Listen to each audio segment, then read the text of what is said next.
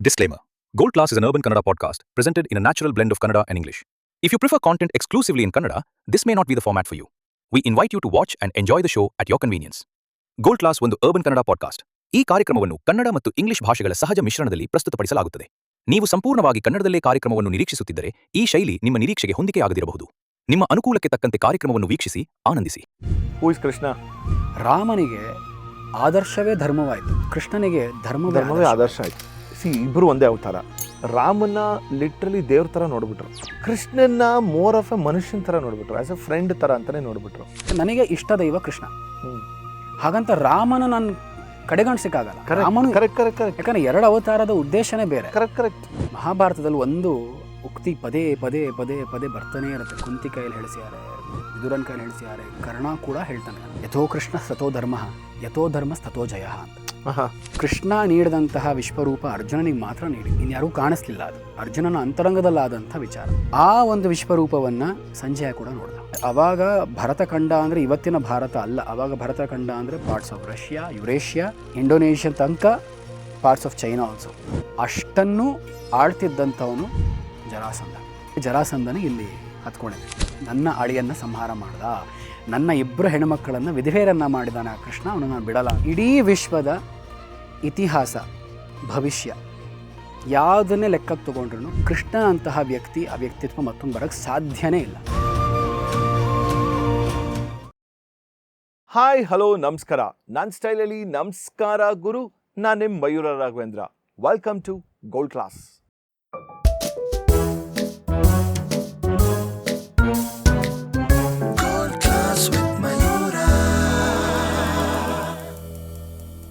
ಇವತ್ತಿನ gifting partners ಬಂದು seven foods ಅವರು. ಸೇವನ್ ಫುಡ್ಸ್ ಅವರು ಒಂದು D2C ಸ್ಪೈಸ್ ಬ್ರ್ಯಾಂಡ್. ಈ ಹ್ಯಾಂಪರಲ್ಲಿ ನೋಡಿದಂಗೆ ನಿಮಗೆ chai masala, turmeric, shikanji masala, red chilli, coriander powders, ಇದೇ ರೀತಿ ಎಷ್ಟೊಂದು ಪ್ರಾಡಕ್ಟ್ಸ್ಗಳು ನಮ್ಮ ಸೇವನ್ ಫುಡ್ಸಲ್ಲಿ ಸಿಗುತ್ತೆ. ಇವರ ಸ್ಪೈಸಸ್ ಎಲ್ಲ ಬಂದು ಆರ್ಟಿಫಿಷಿಯಲ್ ಅಡಿಟಿವ್ಸ್ ಅಥವಾ ಫಿಲ್ಲರ್ಸ್ ಇಲ್ದಿರ ಮಾಡಿರೋಂಥದ್ದು, ಗ್ರೌಂಡ್ ಫ್ರೆಶ್ ಮತ್ತು ಸ್ಮಾಲ್ ಬ್ಯಾಚಸಲ್ಲಿ ಮಾಡಿರೋದು. ನೀವು ಕೂಡ ಟ್ರೈ ಮಾಡಿ ಸೇವನ್ ಫುಡ್ಸ್. ಇವತ್ತು ನನ್ನ ಶೋನಲ್ಲಿ ಫಾರ್ ದ ಸೆಕೆಂಡ್ ಟೈಮ್ ನನ್ನ ಜೊತೆ ಒಂದು ಮಾತುಕತೆಯಲ್ಲಿ ನಮ್ಮ ಶರತ್ ಪ್ರಭಾತ್ ಇದ್ದಾರೆ. ನಮಸ್ಕಾರ, ವೆಲ್ಕಮ್ ಟು ದ ಶೋ. ನಮಸ್ಕಾರ. Thank you for having me. ಇವತ್ತು ಯಾಕೆ ಸ್ಪೆಷಲ್ ಅಂತಂದರೆ, ಶರತ್ ಇದ್ದಾರೆ ಅಂತಂದರೆ ನಮಗೆ ಲಾಸ್ಟ್ ಶೋನಲ್ಲಿ ಬರೀ ನಾವು ಸರ್ಫೇಸ್ ಲೆವೆಲಲ್ಲಿ ಕೆಲವೊಂದು ವಿಷಯಗಳನ್ನ ಮುಟ್ಟಿದ್ವಿ ಅಂತ ಗೊತ್ತು. ಸೊ ಹಾಗಾಗಿ ಇನ್ನೇನು ಕೃಷ್ಣ ಜನ್ಮಾಷ್ಟಮಿ ಹತ್ತಿರ ಬರ್ತಿರ್ಬೇಕಾದ್ರೆ ವೈ ನಾಟ್, ಸೊ ನಮ್ಮ ಲಾರ್ಡ್ ಕೃಷ್ಣ ಬಗ್ಗೆ ಮಾತಾಡೋಣ ಅಂತಂದ್ಬಿಟ್ಟು ಇವತ್ತು ಶರತ್ ನನ್ನ ಜೊತೆ ನಮ್ಮ ಶೋನಲ್ಲಿದ್ದಾರೆ. ಭಾಳ ಖುಷಿಯಾಗಿರುವಂಥ ವಿಷಯ. ಶರತ್ ಮಾತಾಡೋದು ಕೇಳೋಕ್ಕೆ ಚಂದ, ಜೊತೆಗೆ ಶರತ್ತಲ್ಲಿ ಇರುವಂಥ ಒಂದು ಆ ವಿಸ್ಡಮನ್ನು 1% ತಿಳ್ಕೊಳ್ಳೋಕ್ಕೆ ನಮಗೆ ಕುತೂಹಲ. ಮತ್ತು ಅದೊಂದು ನನ್ನ ಹತ್ರ ಇರೋದೇ 1% ವಿಸ್ಡಮ್. ಹಾಗಾದ್ರೆ ಅದ್ರಲ್ಲಿ 0.0001% ತೊಗೊಳ್ತೀವಿ. No, but still I always when ever I listen to the way you articulate, ಅವಾಗ ಕೇಳಿದಾಗ ನಮ್ಗೆ ಅನ್ಸುತ್ತೆ more of a visual medium ನಮಗಿರೋದ್ರಿಂದ ಸೊ ಅದು ಹಾಗೆ ಕಣ್ಮುಂದೆ ಬರ್ತಿರುತ್ತೆ ಅಂತ ಹೇಳ್ತಾರಲ್ಲ. See, that is the kind of work which you have done actually. Thank you. What incredible work Sharath has been doing. So ಅವ್ರದ್ದೇ ಆದಂಥ ಒಂದು ಡ್ಯಾನ್ಸ್, ಬ್ಯಾಲೆ ಪ್ರೊಡಕ್ಷನ್ನು ಎಲ್ಲವೂ ಸೇರಿದ್ರೆ ಒಂದೊಂದು ಪ್ರೊಡಕ್ಷನ್ ಹೇಳ್ತಿರ್ಬೇಕಾದ್ರೆ ಇದುವರೆಗೆ ನಾನು ನೋಡಿಲ್ಲ ಆ್ಯಕ್ಚುಲಿ. ಅದೊಂದು ನನಗೊಂದು ಕಂಪ್ಲೇಂಟ್ ಇದೆ. ಸೊ ಹಾಗಾಗಿ ಇದೇ ಅಕ್ಟೋಬರ್ 2ನೇ ತಾರೀಕು ಇಲ್ಲೇ ಹೇಳ್ಬಿಡ್ತಾ ಇದ್ದೀನಿ, PCPA ಶೋ ಇದೆ. This is not part of the plan actually. ಯಾವ ಮಾರ್ಕೆಟಿಂಗು, ಯಾವ ಪೊಸಿಷನಿಂಗು ಇಲ್ಲ. He never asks actually. Organic. So October 2 PCPA ಕೂಡ ಇದೆ. ಸೊ ಹಾಗಾಗಿ ನಾನಂತೂ ಆ ಶೋ ನೋಡೋಕ್ಕೆ ಖಂಡಿತ ಈ ಸಲ ಇದ್ದೇ ಇರ್ತೀನಿ. Thank you. Eagerly looking forward for this. But yes, anyway, who is Krishna?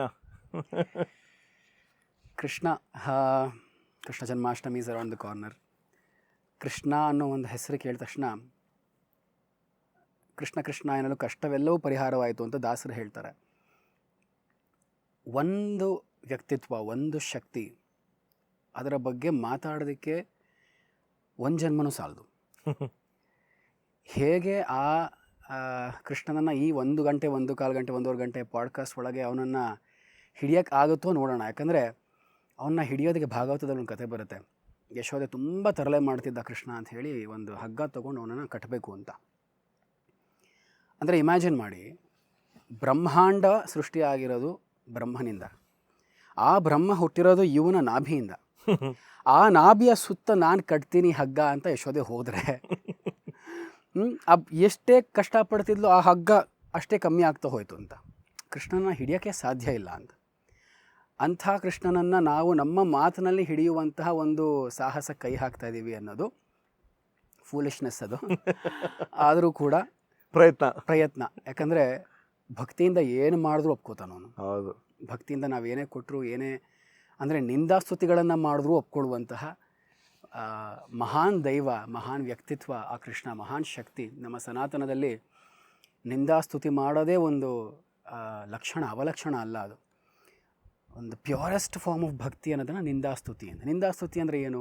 ಬೈಯೋದು, ನಿಂದನೆ ಮಾಡೋದು.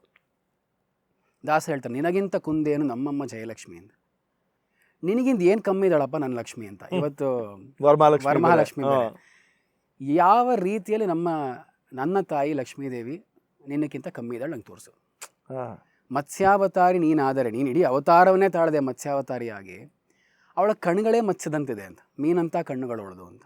ಈ ಥರ ಒಂದೊಂದೂ ಶಂಖ ನೀನು ಹಿಡಿದ್ರೆ ಅವಳು ನಿತ್ಯ ಶಂಖದ ಕಂಠ ಅವಳಿಗೆ. ನಿನಗಿಂತ ಏನು ಕುಂದಿದೆ ಅಂತ ಅವಳಲ್ಲಿ. ಮತ್ತು ಪರದೇಶಿ ನೀನೊಬ್ಬ ಪರದೇಶಿ. ನಿನಗೆ ಯಾವ ರಾಜ್ಯನೂ ಇಲ್ಲ, ನಿನಗೆ ಯಾವ ಲೋಕವೂ ಇಲ್ಲ, ಏನೂ ಇಲ್ಲ. ಸ್ವದೇಶಿ ನಾನು ನನಗೆ ಐಡೆಂಟಿಟಿ ಇದೆ. I am A civilised person. ನಾನೊಬ್ಬ ನಾಗರಿಕ, ನೀನು ನಾಗರಿಕನೂ ಅಲ್ಲ, ಪರದೇಶಿ ನೀನು. ಯಾರನ್ನ ಕೇಳೋಣ? ನೀನನ್ನು ಇಲ್ಲ ಅಂತಂತೀಯ, ವಾದ ಮಾಡ್ತೀಯಾ, ಬಾ ಹೋಗೋಣ ಪರಮ ಭಾಗವತರನ್ನು ಕೇಳೋಣ ಅಂತ. ಈ ಥರ ಪರಂಪರೆ ನಮ್ಮದು. ಈ ಪರಂಪರೆಯಲ್ಲಿ ಕೃಷ್ಣ ನನ್ನ ಪ್ರಕಾರ ನಾಟ್ ಜಸ್ಟ್ ಸನಾತನ ಧರ್ಮ, I say it with utmost purity and ತುಂಬ ಹಂಬಲಾಗಿ ಹೇಳ್ತಾರೆ. ಅದು ಯಾವುದು ಸುಪೀರಿಯರಿಟಿ ಕಾಂಪ್ಲೆಕ್ಸ್ ಅಂತಲ್ಲ. ಇಡೀ ವಿಶ್ವದ ಇತಿಹಾಸ, ಭವಿಷ್ಯ ಯಾವುದನ್ನೇ ಲೆಕ್ಕಕ್ಕೆ ತೊಗೊಂಡ್ರೂ ಕೃಷ್ಣನಂತಹ ವ್ಯಕ್ತಿ, ಆ ವ್ಯಕ್ತಿತ್ವ ಮತ್ತೊಂದು ಬರೋಕ್ಕೆ ಸಾಧ್ಯನೇ ಇಲ್ಲ. ಇದು ಸತ್ಯ. ರಾಮನನ್ನು ಕೂಡ ನಾವು ರಾಮನನ್ನು ಕೂಡ ಕೃಷ್ಣನಿಗೆ ಹೋಲ್ಸೋಕ್ಕಾಗಲ್ಲ. ಆ ಥರ ಒಂದು ವ್ಯಕ್ತಿತ್ವ. ಯಾಕಂದರೆ ರಾಮನ ನಾವು ನೋಡ್ತೀವಲ್ಲ, ಆ ಪಾಯಸವನ್ನು ಅರ್ಧ ಮಾಡಿ ದಶರಥ ಕೊಟ್ಟ ಕೌಸಲ್ಯಗೆ ಅಂತ. ಸಂಪೂರ್ಣ ಶಕ್ತಿ ಇರಲಿಲ್ಲ ಅನ್ನೋ ಲೆಕ್ಕದಲ್ಲಿ ಕೆಲವರು ಹೇಳ್ತಾರೆ. ಆದರೆ ಕೃಷ್ಣನಿಗೆ ಸಾಕ್ಷಾತ್ ಸ್ವಯಂ ವಿಷ್ಣು ಅಂತ ಮಹಾಭಾರತದಲ್ಲಿ ತುಂಬ ಸತಿ ವ್ಯಾಸರು ಹೇಳ್ತಾರೆ. ಕೃಷ್ಣನಿಗೆ ನಾರಾಯಣನೇ ಬಂದಿದ್ದಾನೆ ಅಂತ. ಅಂಥ ನಾರಾಯಣ ಸಂಪೂರ್ಣ ಅವತಾರ ಅಂತ ಯಾವುದಾದ್ರೂ ಇದ್ದರೆ ಅದು ಕೃಷ್ಣ. ಇನ್ನು ಆ ಕೃಷ್ಣನ ಬಗ್ಗೆ ಏನೇನು ಮಾತಾಡೋಣ? ಕೃಷ್ಣನ ಭಾಗವತ ಲೀಲೆ ತೊಗೊಳ್ಬೇಕು ಅಂದರೆ Bhagavata it's a theological work. ಅಂದರೆ ಭಾಗವತ ಹೇಗೆ ಶುರು ಆಗುತ್ತೆ ಅನ್ನೋದು ಒಂದು ರೋಚಕವಾಗಿರೋ ಕಥೆ. ನಮ್ಮೆಲ್ಲರಿಗೂ ಗೊತ್ತು, ವೇದವ್ಯಾಸರು ಅಂದರೆ ಡಿವಿಷನ್ ಅಂತ, ವಿಶೇಷವಾಗಿ ಡಿವಿಷನ್ ಮಾಡಿದಂಥವ್ರು ಅಂತ. ಏನನ್ನು ಡಿವೈಡ್ ಮಾಡಿದ್ರು? ವೇದಗಳಿತ್ತು, ವೇದಾಹ ಪ್ಲೂರಲ್ಲೇ ಹೇಳಬೇಕು, ಅಷ್ಟು ಜ್ಞಾನ ರಾಶಿ. ಆ ರಾಶಿ ಇರುವಂತಹ ವೇದಗಳನ್ನು ವಿಭಜನೆ ಮಾಡಿ ನಮಗೆ ಸರಿಯಾಗಿ ಅರ್ಥವಾಗುವಂತೆ ಮಾಡಿಕೊಟ್ಟವರು ವೇದವ್ಯಾಸರು. ಆ ವೇದವ್ಯಾಸರ ಹೆಸರೇನು? ಕೃಷ್ಣ. ಕೃಷ್ಣ ದ್ವೈಪಾಯನ ವೇದವ್ಯಾಸರು. ಕೃಷ್ಣ ವಾಸುದೇವ, ಈ ಕೃಷ್ಣ. ವ್ಯಾಸೋ ಸ್ವಯಂ ವಿಷ್ಣು ಅಂತ ಕೂಡ ಹೇಳ್ತಾರೆ. ವ್ಯಾಸಾಯ ವಿಷ್ಣು ರೂಪಾಯ ವ್ಯಾಸರೂಪಾಯ ವಿಷ್ಣುವೇ. ವ್ಯಾಸರೇ ವಿಷ್ಣುವಿನ ರೂಪರಾದಂತಹ ವ್ಯಾಸರು ಭಗವಂತ ಅಂತ ಸ್ವಯಂ ತಾವೇ ವಿಷ್ಣುವಾಗಿ ಮತ್ತೊಬ್ಬನನ್ನು ಭಗವಂತ ಅಂತ ಕರಿಬೇಕು ಅಂದರೆ ಅವನು ಇನ್ನು ಹೆಂಗಿರಬೇಡ. ಅಂಥ ವೇದವ್ಯಾಸರು 4 ವೇದಗಳನ್ನು ವಿಭಜನೆ ಮಾಡಿ, ಪೈಲ, ವೈಶಂಪಾಯನ, ಜೈಮಿನಿ, ಸುಮಂತು 4 ಜನ ಶಿಷ್ಯಂದರು. ಒಬ್ಬೊಬ್ಬರಿಗೆ ಒಂದೊಂದು ವೇದವನ್ನು ಕೊಟ್ಟು, ಲೋಮಹರ್ಷ ಅಥವಾ ರೋಮಹರ್ಷ ಅನ್ನೋನಿಗೆ ಎಲ್ಲ ಪುರಾಣಗಳನ್ನು ಕೊಡ್ತಾರೆ. ಕೊಟ್ಟು ಅಂದರೆ ವೇದಗಳ ವಿಭಜನೆ ಆಯಿತು. ಅದಾದ ನಂತರ ಮಹಾಭಾರತದ ರಚನೆ ಆಯಿತು. ಪಾಂಡವರೆಲ್ಲ ಸ್ವರ್ಗಾರೋಹಣ ಆಗಿ 3 ವರ್ಷ ಆದಮೇಲೆ ಶುರು ಮಾಡಿದ್ದು ವ್ಯಾಸರು ಅಂತ ಹೇಳ್ತಾರೆ. ಕೆಲವು ಕಡೆ ನಾವು ನೋಡ್ತೀವಿ ಗಣಪತಿ ಬರೆದ ವ್ಯಾಸರು ಹೇಳಿದ್ರು ಅಂತ. ಸೊ 3 ವರ್ಷ ಆದಮೇಲೆ ಇವ್ರು ಬರೆದಿದ್ದು. ಹೌದು. ರೀಸನ್ ನೋಡಿದ್ರು ಅಷ್ಟು ಘಟನೆಗಳನ್ನ ನೋಡಿ. Because he was basically record ಮಾಡುವಂಥ ಹಿಸ್ಟಾರಿಯನ್. ಏನು ನಡೀತದೆ ಘಟನೆಗಳು ಅದನ್ನೆಲ್ಲ ಬರಿಬೇಕು ಅನ್ನುವಂಥವ್ರು ಅವರು. ವೇದಗಳನ್ನು ಮಾಡಿದ್ರು, ವಿಭಜನೆ ಮಾಡಿ ಋಗ್ಯಜು ಸಾಮ ಅಥರ್ವಣ ಕೊಟ್ಟರು. ಅದೇ ಥರ ಬ್ರಹ್ಮಸೂತ್ರವಾಗಿರ್ಬೋದು, ಉಪನಿಷತ್ಗಳಾಗಿರ್ಬೋದು ಎಲ್ಲವನ್ನು ಕೊಟ್ಟರು. ಕೊಟ್ಟ ಮೇಲೆ ಈ ಋಷಿಗಳಿಗೆ, ಮುನಿಗಳಿಗೆ ಅರ್ಥವಾಗುತ್ತೆ ವೇದ, ಸಾಮಾನ್ಯ ಜನಕ್ಕೆ ಹೆಂಗೆ ಅರ್ಥ ಆಗುತ್ತೆ? ಇವಾಗ ನಾವು ಅಂತೀವಿ, ಇವಾಗ ಕನ್ನಡ, ತಮಿಳು, ತೆಲುಗು ಅಂತ ಮಾತಾಡ್ತೀವಿ. ಅವಾಗಿನ ಕಾಲದಲ್ಲೂ ಪ್ರಾಕೃತ ಇತ್ತು, ಪ್ರಾಕೃತ ಭಾಷೆ ಇದ್ದೇ ಇತ್ತು. ಸಂಸ್ಕೃತದ ಜೊತೆಗೆ ಪ್ರಾಕೃತ ಭಾಷೆಯೂ ಇತ್ತು. ಅಂದರೆ ಸಬ್ಟೆಕ್ಸ್ಟ್ ಬೇರೆ ಬೇರೆ ಪ್ರಾದೇಶಿಕ ಭಾಷೆ. ಹೌದು, ಇತ್ತು, ಖಂಡಿತವಾಗ್ಲೂ ಇತ್ತು. ಸೊ ಅವಾಗಿನ ಕಾಲಕ್ಕೂ ಒಂದೇನು ಅಂದರೆ ಇವಾಗ ನಮ್ಮ ವೇದದ ವಿಚಾರಗಳನ್ನು ನಾವು ಸಂಧ್ಯಾವಂದನೆ ಇರ್ಬೋದು. ಸಂಧ್ಯಾವಂದನೆ ಒಂದು ಎಕ್ಸಾಂಪಲ್ ತಗೋಬೇಕು ನಾವು ಅಂದರೆ, ಇವತ್ತೆಲ್ಲ ಮಾತಾಡ್ತಾರೆ ಮ್ಯಾನಿಫೆಸ್ಟೇಷನ್, ಗ್ರ್ಯಾಟಿಟ್ಯೂಡ್, ಸಂಕಲ್ಪ ಶಕ್ತಿ, ಗ್ರ್ಯಾಟಿಟ್ಯೂಡ್ ಅಂತೆಲ್ಲ ಮಾತಾಡ್ತಾರೆ. ಸಂಧ್ಯಾ ವಂದನೆಯಲ್ಲಿ ಇನ್ನೇನಿರೋದು? ನ್ಯಾಯ. ಎಕ್ಸಾಕ್ಟ್ಲಿ. ಗ್ರ್ಯಾಟಿಟ್ಯೂಡ್ ಅಷ್ಟೇ, ಎಲ್ಲದಕ್ಕೂ ಗ್ರ್ಯಾಟಿಟ್ಯೂಡ್. ಒಂದೊಂದು ದಿಕ್ಕಿಗೆ ತಿರುಗಿ ನಮಸ್ಕಾರ ಮಾಡ್ತೀವಿ. ಕರೆಕ್ಟ್. ಅಲ್ಲಿರುವಂಥ ಯಾಶ್ಚ ದೇವತಾ, ಪ್ರಾಚ್ಯ ದಿಶೆ ಯಾಶ್ಚ ದೇವತಾ ತಸ್ಯ ಪ್ರತಿವಸಂತಿ ಯದವೇ ನಮೋ ನಮಃ, ಎಲ್ಲ ಕಡೆ ನಮಸ್ಕಾರ ಮಾಡ್ತೀವಿ. ಆಮೇಲೆ ಕೃಷ್ಣ ಸ್ವಯಂ ಹೇಳಿದ್ದಾರೆ, ತನ್ನನ್ನು ಪೂಜಿಸಬೇಕು ಅಂದರೆ ಕೃಷ್ಣನನ್ನು best way to worship Krishna is to worship sun god. ಸೂರ್ಯನನ್ನು ವರ್ಷಿಪ್ ಮಾಡಿದ್ರೆ ಕೃಷ್ಣನನ್ನು ವರ್ಷಿಪ್ ಮಾಡಿದ ಲೆಕ್ಕ. ಯಾಕಂದರೆ ಸೂರ್ಯನಲ್ಲಿರುವ ಬೆಳಕು ನಾನೇ, ಸೂರ್ಯನಲ್ಲಿರುವ ಶಕ್ತಿ ನಾನೇ ಅಂತ ಕೃಷ್ಣ ಹೇಳ್ಕೊಂಡಿದ್ದಾನೆ. ಆ ಸೂರ್ಯನನ್ನು ನಾವು ವರ್ಷಿಪ್ ಮಾಡೋದು ಹೇಗೆ, ಸೂರ್ಯನನ್ನು ಪೂಜಿಸೋದು ಹೇಗೆ? ಬೆಸ್ಟ್ ವೇ ಯಾವುದು ಅಂದರೆ ಅರ್ಘ್ಯವನ್ನು ನೀಡೋದು. ಅರ್ಘ್ಯ ಅನ್ನೋದು ಬೇಸಿಕಲಿ ಗ್ರ್ಯಾಟಿಟ್ಯೂಡ್. ಪಂಚಭೂತಗಳಿಗೆ ನಾವು ಅರ್ಪಿಸುವಂತಹ ಗ್ರ್ಯಾಟಿಟ್ಯೂಡ್. ಮಂದೇಹಾದ ರಾಕ್ಷಸರು, ಪುರಾಣದ ಕಲ್ಪನೆಯಲ್ಲಿ ಮಂದೇಹಾದ ರಾಕ್ಷಸರು ಸೂರ್ಯನ ರಥಕ್ಕೆ ಅಡ್ಡ ಬರ್ತಾರೆ ಅಂತ ಒಂದು. ಈ ಮಂದೇಹಾದ ರಾಕ್ಷಸರು ಅಂದರೆ, ಮಂದೇಹ ಅಂದರೆ ರಾತ್ರಿ, ಕಗ್ಗತ್ತಲೆಯ ರಾಕ್ಷಸರು, ಬೆಳಕನ್ನು ತರುವಂಥ ದೇದೀಪ್ಯಮಾನವಾಗಿರತಕ್ಕಂಥ ಸೂರ್ಯನಿಗೆ ಅಡ್ಡ ಬರ್ತಾರೆ ಅಂತ. ಅಂಥ ರಾಕ್ಷಸರಿಗೆ ಸರಿಯಾದ ಶಾಸ್ತಿ ಏನು ಮಾಡಬೇಕು ನಾವು ಅಂದರೆ, ನಮ್ಮ ಕೈಯಲ್ಲಿ ಹಿಡಿದಂತಹ ಜಲಕ್ಕೆ ನಾವು ವೇದ ಮಂತ್ರಗಳನ್ನು ಹೇಳಿ. ಏನು ವೇದ ಮಂತ್ರ ಅಂದರೆ ಅದೇ ಗಾಯತ್ರಿ. ಆ ಗಾಯತ್ರಿ ಮಂತ್ರವನ್ನು ಉಚ್ಚಾರಣೆ ಮಾಡ್ತಾ ಭಕ್ತಿಯಿಂದ ನಾವು ಅರ್ಪಣೆ ಮಾಡಿದ್ರೆ ಆ ಜಲಬಿಂದುಗಳೆಲ್ಲ ಬಾಣರೂಪವಾಗಿ ಏರ್ಪಟ್ಟು ಹೋಗಿ ಆ ಮಂದೇಹಾದ ರಾಕ್ಷಸರನ್ನು ಸಂಹಾರ ಮಾಡ್ತಾರೆ ಅಂತ ಪುರಾಣದ ಕಲ್ಪನೆ ಇದು. ಪ್ರತಿ ರಾತ್ರಿ ಹುಟ್ಕೋತಾರೆ ಅವರು, ಪ್ರತಿ ಬೆಳಗ್ಗೆ ನಾವಿದನ್ನು ಮಾಡಿ ಅವರನ್ನು ಸಂಹಾರ ಮಾಡಬೇಕು. ದಟ್ ಮೀನ್ಸ್ ಸೂರ್ಯ ಉದಯ ಆಗಕ್ಕೆ ಮುಂಚಿತವಾಗಿ ನಾವು ಅರ್ಘ್ಯನ ನೀಡಬೇಕು. ಶರತ್, ಇದು ಒಂದು ಬ್ರಾಹ್ಮಣರಿಗೆ ಆಗತ್ತೆ. ಈಗ ನಾನ್ ಬ್ರಾಹ್ಮಿಣ್ಸ್ಗೆ ಅಂತಂದ್ರೆ ಏನು ಮಾಡ್ತಾರೆ ಪಾಪ? ಎಲ್ಲರಿಗೂ ಇದೆಯಲ್ಲ ಉಪನಯನ. ಬ್ರಾಹ್ಮಣರಿಗೆ ಉಪನಯನ ಅಂತ ಎಲ್ಲಿದೆ? ಎಲ್ಲರಿಗೂ ಉಪನಯನ. ಗರ್ಭಾಷ್ಟಮೇಶು ಬ್ರಾಹ್ಮಣ ಉಪನಯನಿತಾಂ, ಗರ್ಭೇಕಾದಶೇಶು ರಾಜಮ್ಯಾಂ, ದ್ವಾದಶೇಶು ವೈಶ್ಯಾಂ, ಎಲ್ಲರಿಗೂ ಕೊಟ್ಬಿಟ್ಟಿದ್ದಾರೆ. ಯಾರ್ಯಾರು ಯಾವಾಗ ಉಪನಯನ ಮಾಡ್ಕೋಬೇಕು ಅಂತ. ಶೂದ್ರರಿಗೂ ಕೂಡ ಇದೆ. ಶೂದ್ರರಿಗೂ ಕೂಡ ಎಷ್ಟು ಜನ ಶೂದ್ರರಿದ್ದಾರೆ. ಮಹಾಭಾರತದಲ್ಲಿ ಮಾತಾಡ್ತಾ ಮುಂದೆ ಏನಾದರೂ ಆ ಥರ ಪರಿಸ್ಥಿತಿ ಬಂತು ಅಂದರೆ ನಾನು ಹೇಳ್ತೀನಿ, ವಿವರಿಸಿ ಹೇಳ್ತೀನಿ ಅದನ್ನು. ಎಲ್ಲೂ ನಮ್ಮ ಪರಂಪರೆಯಲ್ಲಿ ಇವರೇ ಮಾಡಬೇಕು, ಹೀಗೆ ಮಾಡಬೇಕು ಅಂತ ಇಲ್ಲ. ಅದು ಒಂದು ಕ್ವಾಲಿಟಿ ಅಷ್ಟೇ. ಗುಣಕರ್ಮ ವಿಭಾಗಶಃ ಅಂತ ಕೃಷ್ಣ ಹೇಳಿದ್ದಾನೆ. ಚಾತುರ್ವರ್ಣ ಸೃಷ್ಟಿಯಾಗಿರೋದು ಗುಣಕರ್ಮಗಳಿಂದ ಹೊರತಾಗಿ ಜಾತಿಯಿಂದ ಅಲ್ಲ ಅಂತ. ಹುಟ್ಟಿನಿಂದ ಜಾತಿಯಾದಂಥ ಅಧಮ ಬ್ರಾಹ್ಮಣ ರಾವಣ, ಆಯಿತಾ? ಹುಟ್ಟಿನಿಂದ ಕೀಳ ಹುಟ್ಟಿದಂಥವರು ವೇದವ್ಯಾಸರು.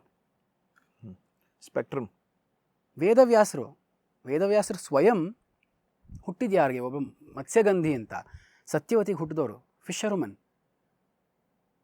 ಅವ್ರನ್ನ ಎಲ್ಲಿಟ್ಟು ಪೂಜೆ ಮಾಡ್ತೀವಿ ನಾವು? ವ್ಯಾಸಪೀಠ ಅಂತ ಕರಿತೀವಿ. ಯಾರೇ ಹರಿಕತೆ ಮಾಡ್ತಾರೆ, ಯಾರೇ ಪ್ರವಚನ ಮಾಡ್ತಾರೆ ಅಂದರೆ ಅವ್ರು ಎಷ್ಟೇ ಚಿಕ್ಕವರಾಗಿರ್ಬೋದು, ಎಷ್ಟೇ ದೊಡ್ಡವರಾಗಿರ್ಬೋದು, ಅವ್ರ ಕಾಲು ಮುಟ್ಟು ನಮಸ್ಕಾರ ಮಾಡಬೇಕು ಅಂತ ಹೇಳೋದು ನಮ್ಮ ಪದ್ಧತಿ. ಯಾಕಂದರೆ ಅವ್ರು ವ್ಯಾಸಪೀಠವನ್ನು ಅಲಂಕರಿಸಿದ್ದಾರೆ ಅಂತ. ಅಂಥ ವೇದವ್ಯಾಸರು ಏನು ಮತ್ತೆ? ವೇದಗಳನ್ನು ನಮಗೆ ನೀಡಿದಂಥ ವೇದವ್ಯಾಸರು. ಇನ್ನು ನಾವು ಉಪನಯನದ ಬಗ್ಗೆ ಮಾತಾಡ್ತೀವಿ. ಪ್ರಾಬ್ಲಮ್ ಏನಾಗಿದೆ, ಪೊಲಿಟಿಕಲಾಗಿ venue over the years politically ಆಗಿದೆ. ನಾವು ಯಾರ ಮಾತು ಕೇಳಬಾರ್ದಿತ್ತು ಅವ್ರ ಮಾತು ಕೇಳಿ ಬೆಳೆದಿದ್ದೀವಿ. ಯಾರ್ಯಾರು ನಮ್ಮ ಎಜುಕೇಷನ್ ಸಿಸ್ಟಮ್ನ ನೋಡ್ಕೊಳ್ಬಾರ್ದಿತ್ತು ಅವ್ರು ನಮ್ಮ education system for many decades handle ಮಾಡಿದ್ರು. ಎಲ್ಲ ಈ ಒಂದು ನೆರೇಟಿವ್ಸ್ ಅಂತ ಇವಾಗ ಏನು ಹೇಳ್ತಾರೆ, ಅದು ಅಷ್ಟು ಕೂಡ ನಮ್ಮ ಪರಂಪರೆತ್ತ ನಾವು ನೋಡದೇ ಇರೋದಕ್ಕೋಸ್ಕರ ಮಾಡಿರುವಂಥದ್ದು. ಸೊ ಈ ವೇದಗಳು ಸಾಮಾನ್ಯ ಜನರಿಗೂ ಅರ್ಥವಾಗಬೇಕು ಅಂತ ಹೇಳಿ ಆದಿಕವಿಗಳಾದಂಥ ವಾಲ್ಮೀಕಿ ಮತ್ತು ಋಷಿಕವಿಗಳಾದಂತಹ ವ್ಯಾಸರು ಮಹಾಭಾರತ ರಾಮಾಯಣವನ್ನು ಕೊಟ್ಟಿದ್ದು ನಮಗೆ. ಆ್ಯಕ್ಚುಲಿ ನಾನು ಅಲ್ಲಿ ನಿಮ್ಮನ್ನು ಕಟ್ ಮಾಡಿದೆ ಪಾಪ. ನೀವು ಅರ್ಘ್ಯ ಅಂತ ಹೇಳಿ ಮುಂದಕ್ಕೆ ಹೇಳ್ತಿದ್ರೇನೋ ಗೊತ್ತಿಲ್ಲ. ಅಲ್ಲ, ಅರ್ಘ್ಯ ನೀಡಿದಾಗ ಆ ಮಂದೇಹಾದ ರಾಕ್ಷಸ ಸಂಹಾರ ಆಗ್ತಾರೆ ಅಂತ. ಸೊ ಬೆಳಗ್ಗಿನ ಜಾವ ಅರುಣೋದಯ ಸಮಯದಲ್ಲಿ ನಾವು ಸೂರ್ಯನಿಗೆ ಅರ್ಘ್ಯನ ನೀಡಬೇಕು ಅಂತ ಪ್ರತಿದಿನ ಮಾಡಬೇಕಾದಂಥ ಅದು ಆಹ್ನಿಕಾದಿ ಕಾರ್ಯ. ತ್ರಿಕಾಲದಲ್ಲಿ ಸಂಧ್ಯಾ ಕಾಲದಲ್ಲಿ ಮಾಡಬೇಕು ಅಂತ.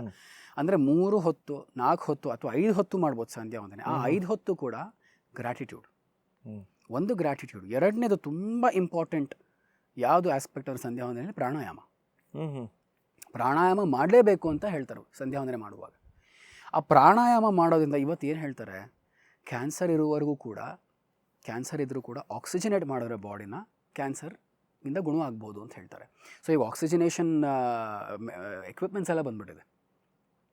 ಇನ್ನೇನದು ನಮ್ಮ ಪ್ರಾಣಾಯಾಮ ಅಷ್ಟೇ ಅಲ್ವಾ?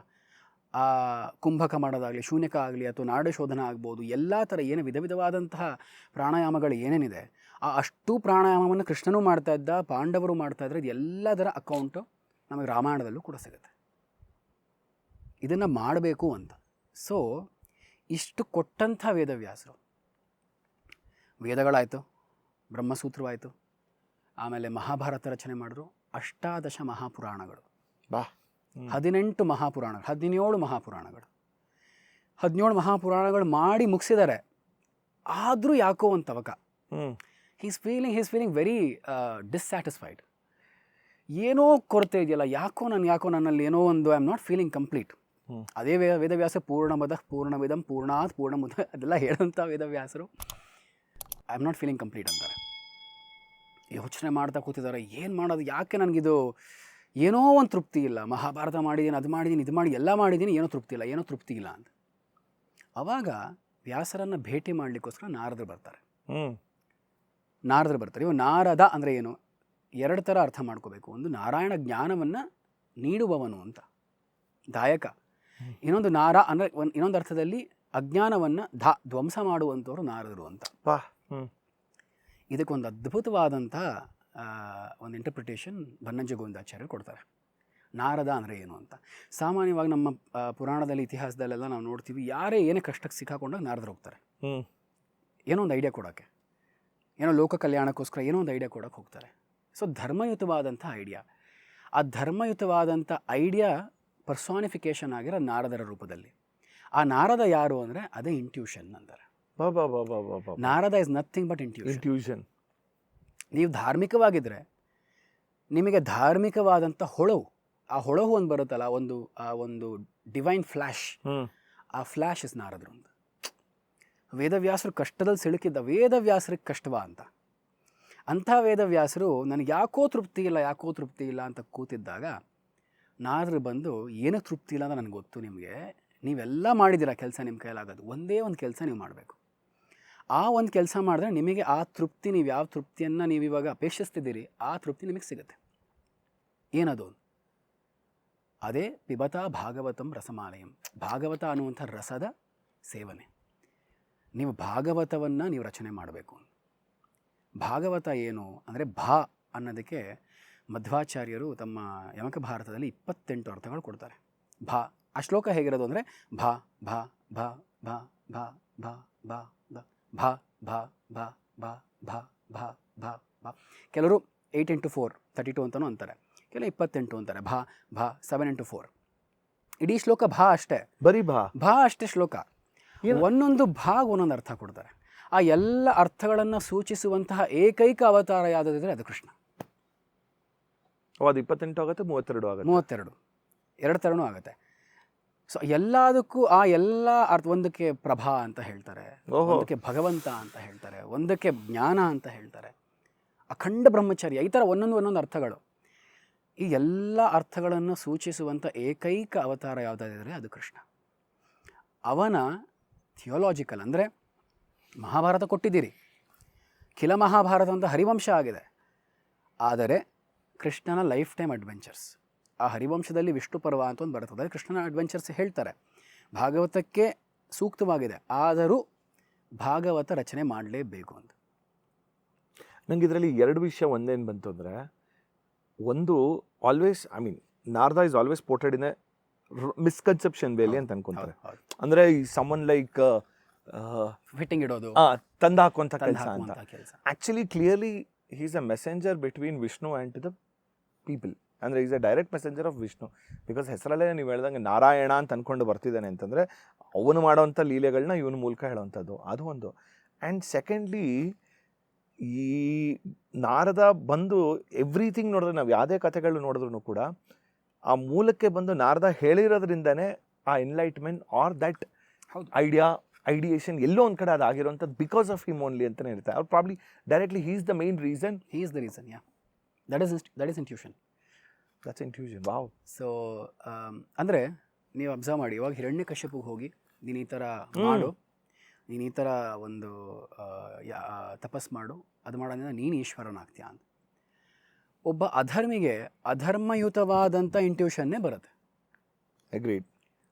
ಒಬ್ಬ ಧರ್ಮ ಕಾರ್ಯ ಮಾಡೋನಿಗೆ, ಸಜ್ಜನರಿಗೆ ಧರ್ಮದ ಒಂದು ಇಂಟ್ಯೂಷನ್ನೇ ಬರುತ್ತೆ. ನಾರದ್ರು ಯಾಕೆ ಒಳ್ಳೆಯವ್ರಿಗೆ ಒಳ್ಳೆ ಇಂಟ್ಯೂಷನ್ನೇ ಕೊಡ್ತಾರೆ, ಕೆಟ್ಟವ್ರಿಗೆ ಕೆಟ್ಟ ಇಂಟ್ಯೂಷನ್ನೇ ಕೊಡ್ತಾರೆ ಅಂದರೆ, because that's how their subconscious works. Amazing.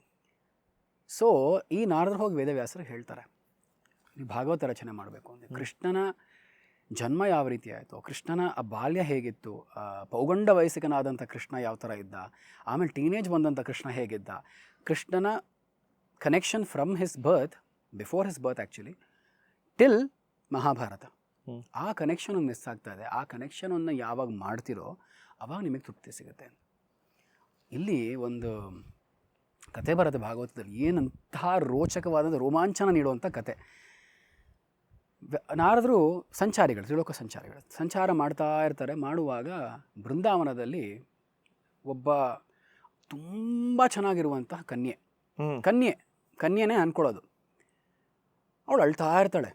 ನಾರದು ನೋಡ್ತಾರೆ, ಯಾಕಮ್ಮ ಅಳ್ತಾ ಇದೆಯಾ ಅಂತ. ಅವಳ ಪಕ್ಕದಲ್ಲಿ ಇಬ್ಬರು ವೃದ್ಧರು, ಪರಮ ವೃದ್ಧರು, ಮೂವ್ ಆಗೋಕ್ಕಾಗಲ್ಲ, ಅವ್ರ ಥರ ಕಲ್ಲಾಗ್ಬಿಟ್ಟಿರ್ತಾರೆ ಅಂಥ ವೃದ್ಧರು. ಯಾರಮ್ಮ ನೀನು, ಇವ್ರು ಯಾರು ಅಂತ ನಾರದರು ಕೇಳಿದ. ಆಕೆ ಹೇಳ್ತಾಳೆ, ನನ್ನ ಹೆಸರು ಭಕ್ತಿ ಅಂತ.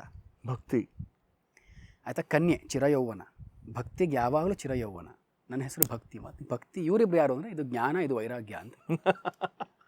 ನನ್ನ ಮಕ್ಕಳು, ಅವಳು ಹೇಳ್ತಾಳೆ, ನನ್ನ ಮಕ್ಕಳು, ನಾನು ಕನ್ಯೆ ಅಂತ ನೀವು ಹೇಳಿದ್ರಿ, ಬಟ್ ನನ್ನ ಮಕ್ಕಳವರಿಬ್ಬರು ಒಂದು ಜ್ಞಾನ ಮತ್ತೊಂದು ವೈರಾಗ್ಯ. ನಾನಿನ್ನೂ ಚಿರಯೌವನದಲ್ಲಿದ್ದೀನಿ, ಆದರೆ ಇವರಿಬ್ಬರು ವೃದ್ಧರಾಗ್ಬಿಟ್ಟಿದ್ದಾರೆ ಅಂತ. ಯಾಕಂದರೆ ಜ್ಞಾನ ಮತ್ತು ವೈರಾಗ್ಯ ಹಾಗೆ, ಭಕ್ತಿ ಯಾವಾಗಲೂ ಯೂತ್ಫುಲ್. ಅವ್ರು ಕೇಳ್ತಾರೆ, ಅದಲ್ಲಮ್ಮ, ವಯಸ್ಸಾಗಿರೋ ತಾಯಿಗೆ ಯಂಗಾಗಿರೋ ಮಕ್ಕಳು ನಾನು ನೋಡಿದ್ದೀನಿ, ಇಷ್ಟು ಚಿರ ಯೌವನದಲ್ಲಿರುವಂತಹ ತಾಯಿಗೆ ಇಷ್ಟು ವಯಸ್ಸಾಗಿರೋ ಮಕ್ಕಳು ಫಸ್ಟ್ ಟೈಮ್ ನಾನು ನೋಡ್ತಾ ಇದ್ದೀನಿ ನಾರದರು. ಆಗ ಅವಳು ಹೇಳ್ತಾಳೆ, ಇಲ್ಲ, ನಾನಿಲ್ಲಿ ಕೃಷ್ಣನ ಈ ಬೃಂದಾವನಕ್ಕೆ ಬಂದ ತಕ್ಷಣ ಯೌವನ ಬಂತು ನನಗೆ ಅಂತ. ಇದರಿಂದ ಶುರು ಆಗುತ್ತೆ ಭಾಗವತದ ಕಥೆ. ಅಂದರೆ ಈ ಅವ್ರ ನಾರದರು ಹೇಳ್ತಾರೆ, ಸ್ಥಾಪಯಿಷ್ಯಾಮಿ ಗೇಹೆ ಗೇಹೆ ಜನೆ ಜನೆ ಅಂತ. ಈ ಭಕ್ತಿಯ ಕಥೆಯನ್ನು ಸ್ಥಾಪಯಿಷ್ಯಾಮಿ, ಮನೆಗೆ ಹೋಗಿ ಮನೆಗಳಲ್ಲಿರುವಂಥ ಮನುಷ್ಯರ ಮನದಲ್ಲಿ ಸ್ಥಾಪನೆ ಮಾಡ್ತೀನಿ, ಇದನ್ನು ನಾನು ಬಿತ್ತುತ್ತೀನಿ ಅಂತ ನಾರದರು ಹೇಳ್ತಾರೆ. ಹಾಗೆ ಕೃಷ್ಣನ ಭಾಗವತದ ಕಥೆ ಶುರು ಆಗುತ್ತೆ. ಅದ್ಭುತವಾದಂಥ ಕ್ಯಾರೆಕ್ಟರು. ಇವಾಗ ಯೋಚನೆ ಮಾಡಿ, ಎಲ್ಲ ಮಾಡಿದಂಥ ವೇದವ್ಯಾಸರಿಗೆ, ತೃಪ್ತಿ ಇಲ್ಲದಂತಹ ವೇದವ್ಯಾಸರಿಗೆ ತೃಪ್ತಿ ತಂದುಕೊಟ್ಟಂತಹ ರಚನೆ ಆ ಭಾಗವತ ಪುರಾಣ. ಆ Bhagavata revolves around the life of Krishna. ಅದು ಕೃಷ್ಣನ ಮಹಾತ್ಮ್ಯ. ಇನ್ನು ವೈಶಂಪಾಯನರಿಗೆ ಮಹಾಭಾರತ ಕೊಟ್ಟರು ವೇದವ್ಯಾಸರು. ಜೈಮಿನರು ಬರೆದಿದ್ದಾರೆ ಮಹಾಭಾರತ. ಪೈಲ ಕೊಟ್ಟಿದ್ದು ಅಲ್ಲ, ಅಂದರೆ ಎಲ್ಲರಿಗೂ ಕೊಟ್ಟರು. ಋಗ್ವೇದ ಪೈಲನಿಗೆ ಕೊಟ್ಟಿದ್ದು, ಯಜುರ್ವೇದ ಇವರಿಗೆ ಆ ಆರ್ಡರ್ ಕೊಟ್ಟರು. ಆದರೆ ಕೆಲವರು ಮಾಸ್ಟ್ರಿ ಮಾಡ್ಕೋತಾರೆ. ಆ ಮಾಸ್ಟ್ರಿ ಮಾಡ್ಕೊಂಡು ವೈಶಂಪಾಯನ ಮಹಾಭಾರತದ ಮೇಲೆ ಮಾಸ್ಟ್ರಿ ಮಾಡ್ಕೊಂಡು, ನಾವಿವತ್ತು ಓದುವಂಥ ಮಹಾಭಾರತ ವೈಶಂಪಾಯನರು ಕೊಟ್ಟಿದ್ದು. ವೈಶಂಪಾಯನರು ಜನಮೇಜಯಗೆ ಹೇಳಿದಂತಹ ಮಹಾಭಾರತದ ಕತೆ. ಆದರೆ ವ್ಯಾಸರಿಗೊಬ್ಬ ಮಗ, ವ್ಯಾಸರ ಮಕ್ಕಳೇ ಇವರು ಕೆಲ್ಸಕ್ಕೆ ಬಾರದಿರೋ ಧೃತರಾಷ್ಟ್ರ ಪಾಂಡುಗಳು. ಆದರೂ ಕೂಡ ವ್ಯಾಸರಿಗೆ ತುಂಬ ಇಷ್ಟಪಟ್ಟು ವ್ಯಾಸರು ಹುಟ್ಟಿದಂತಹ ಮಗ ಯಾರು? ಶುಕಾಚಾರ್ಯರು. ಗಿಣಿ ರೂಪದಲ್ಲಿ ವ್ಯಾಸರು, ಅಂದರೆ ಅರಣಿ ಅಂತ ಹೇಳ್ತಾರೆ, ಅಂದರೆ ಬೆಂಕಿಯ ಗರ್ಭ ಅಂತ ಹೇಳ್ತಾರೆ ಆ ಮರಕ್ಕೆ. ಆ ಮರವನ್ನು ಉಜ್ಜಿದಾಗ ಅಲ್ಲಿಂದ ಅಗ್ನಿ ಉತ್ಪತ್ತಿ ಆಗುತ್ತೆ. ಅದೇ ಶುದ್ಧವಾದ ಅಗ್ನಿ, ಅದರಿಂದನೇ ನಾವು ಯಾಗವನ್ನು ಮಾಡಬೇಕು ಅಂತ. ಅಲ್ಲಿಂದ ಹುಟ್ಟಿದಂಥವ್ರು ಶುಕಮುನಿಗಳು ಅಂತ ಬರೋದು. ಈ ಶುಕಮುನಿಗಳು ವ್ಯಾಸರಿಗೆ ಅತ್ಯಂತ ಪ್ರಿಯರಾದಂಥ ಶುಕಮುನಿಗಳು ಮಗ. ಬೇರೆ ಯಾರ ಬಗ್ಗೆನೂ ವ್ಯಾಸರು ಅಷ್ಟು ವ್ಯಾಮೋಹ ತೋರಿಸೋದು ನಾವು ನೋಡಲ್ಲ. ರೀಸನ್ ಅಂದರೆ ಅಂತಹ ಶ್ರೇಷ್ಠವಾದಂಥ ಒಂದು ಕಥೆಯಲ್ಲಿ ಬರುತ್ತೆ, ತಾಯಿಯ ಗರ್ಭದಲ್ಲಿ 12 ವರ್ಷ ಇದ್ರು ಅಂತ. ಅಯ್ಯೋ, ಶುಕಮುನಿಗಳು ಹುಟ್ಟಕ್ಕೆ ಮುಂಚೆನೇ 12 ವರ್ಷದ ಏನೇ ಜ್ಞಾನ ಇದೆ ಅಷ್ಟು ಸಂಪಾದನೆ ಮಾಡಿ ಹುಟ್ಟಿದ್ದು ಅಂತ ಒಂದು ಕಥೆ. ಅಂಥ ಶುಕಾಚಾರ್ಯರು 100% ವೈರಾಗಿ, ಎಲ್ಲವನ್ನ ಕಳಚಿದಂಥ ಶುಕಮುನಿಗಳು. ಆ ಶುಕಮುನಿಗಳು ಇಚ್ಛೆಯಿಂದ ದೇಹ ತ್ಯಾಗ ಮಾಡ್ತಾರೆ.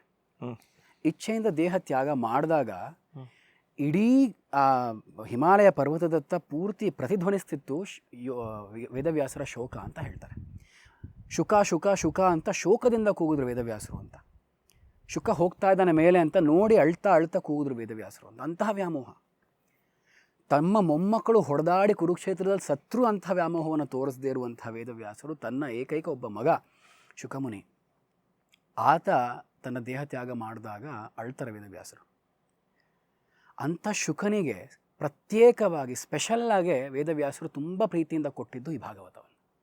ಓಹೋ, ಈ 4 ಜನ ಶಿಷ್ಯಂದರು, ಪೈಲ, ವೈಶಂಪಾಯನ, ಅದನ್ನ ಬಿಟ್ಟು ಶುಕ ಮಗ ಎಲ್ಲರಿಗೂ ಪಾಠವಾಗಿದೆ. ಮುಖ್ಯವಾಗಿ ಬರುವಂಥವ್ರು ಇವರು ರೋಮಹರ್ಷ ಅಂತಲೂ ಹೇಳ್ತಾರೆ. ರೋಮಹರ್ಷನಿಂದನೇ ನಮಗೆ ಮಹಾಭಾರತ ಭಾಗವತ ಸಿಗೋದು. ಇದು ಹೇಗೆ ಅಂದರೆ ಒಂದು ಕತೆ ಒಳಗೆ ಕತೆ. ಹ್ಮ್ ಈ ರಿವರ್ಸ್ ಸೈಕಾಲಜಿಗಳೆಲ್ಲ ಇವಾಗ ಬಂದಿರೋದನ್ನ ಅವಾಗ ಮಾಡಿದ್ದಾರೆ ವೇದವ್ಯಾಸರು. ಕಥೆ ಒಳಗೆ ಕಥೆ ಒಳಗೆ ಕಥೆ ಒಳಗೆ ಕಥೆ ಇದು. ರೋಮಹರ್ಷ ಉಗ್ರಶವ ಸೌತಿ ಶೌನಕರಿಗೆ ನೈಮಿಷಾರಣ್ಯದಲ್ಲಿ ಕಥೆ ಹೇಳೋದು. ಕತೆ ಹೇಳುವಾಗ ನಾನು ಹಿಂದೆ ಸರ್ಪಯಾಗಕ್ಕೆ ಹೋದಾಗ ಜನಮೇಜಯನಿಗೆ ವೈಶಂಪಾಯನರು ಈ ಮಹಾಭಾರತವನ್ನು ಹೇಳಿದ್ರು, ಅದನ್ನು ನಾನು ನಿಮಗೆ ಇವಾಗ ಹೇಳ್ತಿದ್ದೀನಿ. ನನಗೆ ಆಲ್ವೇಸ್ ಒಂದು ಡೌಟ್ ಇದೆ. ಈಗ ಮಹಾಭಾರತ ನಡೆದಿರ್ಬೇಕಾದ್ರೆ ಈಗ ವೇದವ್ಯಾಸರು ಹೇಳಿದ್ರು ಗಣಪತಿ ಬರೆದಿದ್ದು ಅಂತಾನೆ ತೊಗೊಂಡ್ರು. ಉಪಕಥೆಗಳಲ್ಲಿ ನಡೆಯುವಂಥದ್ದನ್ನ ಎಲ್ಲಿ ಅಬ್ಸರ್ವೇಷನ್ ಮಾಡಿರ್ತಾರೆ ಅಂತ. ವೇದವ್ಯಾಸರು ಸರ್ವಜ್ಞರಲ್ವಾ, ಎಲ್ಲ ತಿಳ್ಕೊಂಡಂಥವ್ರು ವೇದವ್ಯಾಸರು. ಅದಕ್ಕೆ ಮಹಾಭಾರತದಲ್ಲಿ ಒಂದು ಉಕ್ತಿ ಇದೆ, ಧರ್ಮೇಚ ಅರ್ಥೇಚ ಕಾಮೇಚ ಮೋಕ್ಷೇಚ ಭರತರ್ಷಭ ಯದಿ ಹಾಸ್ತಿ ತದನ್ಯತ್ರ ಎನ್ನೇ ಹಾಸ್ತಿನ ತತ್ವಚಿತ್ ಅಥವಾ ಎನ್ನೇ ಹಾಸ್ತಿನ ಕುತ್ರಚಿತ್. ಹಿ ಸೇಸ್ ವಿತ್ ಅಥಾರಿಟಿ, ಧರ್ಮ ಅರ್ಥ ಕಾಮ ಮೋಕ್ಷ ಚತುರ್ವಿಧ ಪುರುಷಾರ್ಥಗಳು, ಈ 4 ವಿಚಾರಕ್ಕೆ ಸಂಬಂಧಪಟ್ಟಂಥ ಯಾವುದೇ ವಿಚಾರ ತಗೊಂಡ್ರೂ ಕೂಡ ಯದಿ ಹಾಸ್ತಿ ತದನ್ಯತ್ರ ಎನ್ನೇ ಹಾಸ್ತಿನ ಕುತ್ರಚಿತ್. ಮಹಾಭಾರತದಲ್ಲಿ ಇರುವುದೇ ಇಡೀ ಪ್ರಪಂಚದಲ್ಲಿರುವುದು, ಮಹಾಭಾರತದಲ್ಲಿ ಇಲ್ಲದ್ದು ಇಡೀ ಪ್ರಪಂಚದಲ್ಲೇ ಇಲ್ಲ. ಮಹಾಭಾರತದಲ್ಲಿ ರಾಮಾಯಣನೂ ಬರುತ್ತೆ. ಯಾವ ಕಾಂಟೆಕ್ಸ್ಟಲ್ಲಿ? ರಾಮಾಯಣದ ಕಥೆ ಬರುತ್ತೆ ಮಹಾಭಾರತದಲ್ಲಿ. ವನಪರ್ವದಲ್ಲಿ ಧರ್ಮರಾಜಂಗೆ ಒಂದು ಗೋಳು, ಸದಾ ಸರ್ವಕಾಲ ಅಳ್ತಾ ಇರ್ತಾನೆ ಧರ್ಮರಾಜ. ನನ್ನಂಥ ಪರಮಪಾಪಿ ಯಾರಿದ್ದಾನ, ನಾನು ಮಾಡಿದಂಥ ಪಾಪವನ್ನು ಯಾರಾದರೂ ಮಾಡಿದ್ನ, ನೋಡಿ ನಾನು ರಾಜ್ಯಭ್ರಷ್ಟನಾದೆ, ಬಂದವ್ರನ್ನೆಲ್ಲ ಹೇಳ್ಕೊಳ್ಳೋದು, ಕೇಳೋದು, ಉಪನ್ಯಾಸ ಕೇಳೋದು, ಏನಾದರೂ ನನಗೆ ಉಪದೇಶ ಕೊಡಿ ಅಂತ ದರ್ಬೆ ಹಾಸಿ ಕೂತ್ಕೊಂಡ್ಬಿಡೋದು. ರಾಜ ಅವನು, ಕ್ಷತ್ರಿಯ ಧರ್ಮ ಹೇಗಿರಬೇಕು ಹಾಗೆ. ಆವಾಗ ಹಾಗೆ ಎಷ್ಟೊಂದು ಋಷಿಗಳು ಮುನ್ನೆಗಳೆಲ್ಲ ಬಂದಾಗ ಇದೇ ಥರ ಹೇಳ್ತಾರೆ. ಆವಾಗ ಒಬ್ಬರು ಋಷಿಗಳು ಹೇಳ್ತಾರೆ, ನೀನಲ್ಲಪ್ಪ, ನೀನು ಮಾಡಿದಂಥ ತಪ್ಪಿಂದ ಬಂದಿದ್ಯಾ, ಅದು 12 ವರ್ಷಗಳ ಕಾಲ, 1 ವರ್ಷ ಅಜ್ಞಾತವಾಸ. ತಾನು ಮಾಡದೇ ಇರುವಂತಹ ತಪ್ಪು, ತನ್ನ ತಂದೆ ಮಾಡಿದಂಥ ತಪ್ಪಿಗೆ ತಾನೇ 14 ವರ್ಷ ವನವಾಸ ಮಾಡಿದಂಥವನೊಬ್ಬ ಇದ್ದಾನೆ, ಅವನೇ ರಾಮಚಂದ್ರ ಅಂತ. ರಾಮಾಯಣದ ಕಥೆನೂ ಬರುತ್ತೆ. ಮಹಾಭಾರತದಲ್ಲಿ ಇಲ್ಲದ್ದು ಮಹಾಭಾರತದಲ್ಲಿ ಇರುವುದೇ ಎಲ್ಲ ಕಡೆ ಇರೋದು, ಮಹಾಭಾರತದಲ್ಲಿ ಇಲ್ಲದ್ದು ಎಲ್ಲೂ ಇಲ್ಲ. ವೇದವ್ಯಾಸರಿಗೆ ಸಕಲವೂ ಗೊತ್ತಿತ್ತು. ಆ ಒಂದು ದೃಷ್ಟಿಯನ್ನೇ ಸಂಜಯನಿಗೆ ಕೊಡೋದು ವೇದವ್ಯಾಸರು, ಎಲ್ಲವನ್ನ ಕಾಣುವಂತಹ ದೃಷ್ಟಿ ನಿನಗೆ ಬರಲಿ ಅಂತ. ಯಾರ ಮನಸ್ಸಿನಲ್ಲಿ ಏನಿದೆ ಅದನ್ನು ನೋಡುವಂತಹ, ವೀಕ್ಷಣೆ ಮಾಡುವಂತಹ ಶಕ್ತಿ ನಿನಗೆ ಕೊಡ್ತೀನಿ ಅಂತ. ಅಂದರೆ ನಾವು ಇವಾಗ ಏನಂತೀವಿ, ಅರಮನೆಯಲ್ಲಿ ಕೂತ್ಕೊಂಡ ಒಂದು LED ವಾಲ್ ಬಂತು ಅದಲ್ಲಿ ನೋಡ್ದ, ಹಾಗಲ್ಲ. ಮಹಾಭಾರತದ ಪ್ರಕಾರ Sanjaya used to go to Kurukshetra and come back. ಆ ಥರ ತುಂಬ ಸತಿ ಮಾಡಿದ್ದಾನೆ, ಪ್ರತಿದಿನ ಹೋಗ್ತಿದ್ದ ಅಂತನೂ ಅಲ್ಲ, ಹೋಗಿ ಅಲ್ಲಿದ್ದು ಬರ್ತಾ ಇದ್ದ ಸಂಜಯ ಅಂತ. ಅಲ್ಲಿ ಯಾವ ಟೆಂಟಲ್ಲಿ ಏನಾಗ್ತಾ ಇತ್ತು, ಕೃಷ್ಣ ನೀಡಿದಂತಹ ವಿಶ್ವರೂಪ ಅರ್ಜುನನಿಗೆ ಮಾತ್ರ ನೀಡಿದ್ದು, ನಿಜ, ಇನ್ಯಾರಿಗೂ ಕಾಣಿಸ್ಲಿಲ್ಲ. ಅದು ಅರ್ಜುನನ ಅಂತರಂಗದಲ್ಲಾದಂಥ ವಿಚಾರ ಭಗವದ್ಗೀತೆ ಸಮಯದಲ್ಲಿ. ಆ ಒಂದು ವಿಶ್ವರೂಪವನ್ನು ಸಂಜಯ ಕೂಡ ನೋಡ್ದ. ಆ ಶಕ್ತಿ ಕೊಟ್ಟಿದ್ದು ವೇದವ್ಯಾಸರು. ದ್ರಷ್ಟಾರರು ಅಂತದಕ್ಕೆ ಹೇಳೋದು, ಯಾರಿಗೆ ಕಾಣದ ಎಲ್ಲ ಗೋಚರವಾಗುತ್ತೆ ಅಂಥವ್ರಿಗೆ ನಾವು ಋಷಿ ಕವಿಗಳು ಅಂತ ಹೇಳೋದು. ಅದಕ್ಕೆ ಭಗವದ್ಗೀತೆಯಲ್ಲಿ ಎಲ್ಲ ಕಡೆನೂ ಸಂಜಯ ವಾಚ ಅಂತ ಬರೋದ್ರಿಂದ, so from his mouth it all these things are coming ಅನ್ನೋದು ಡೈರೆಕ್ಟ್ ಆಗಿರುವಂಥದ್ದು ಅಂತ.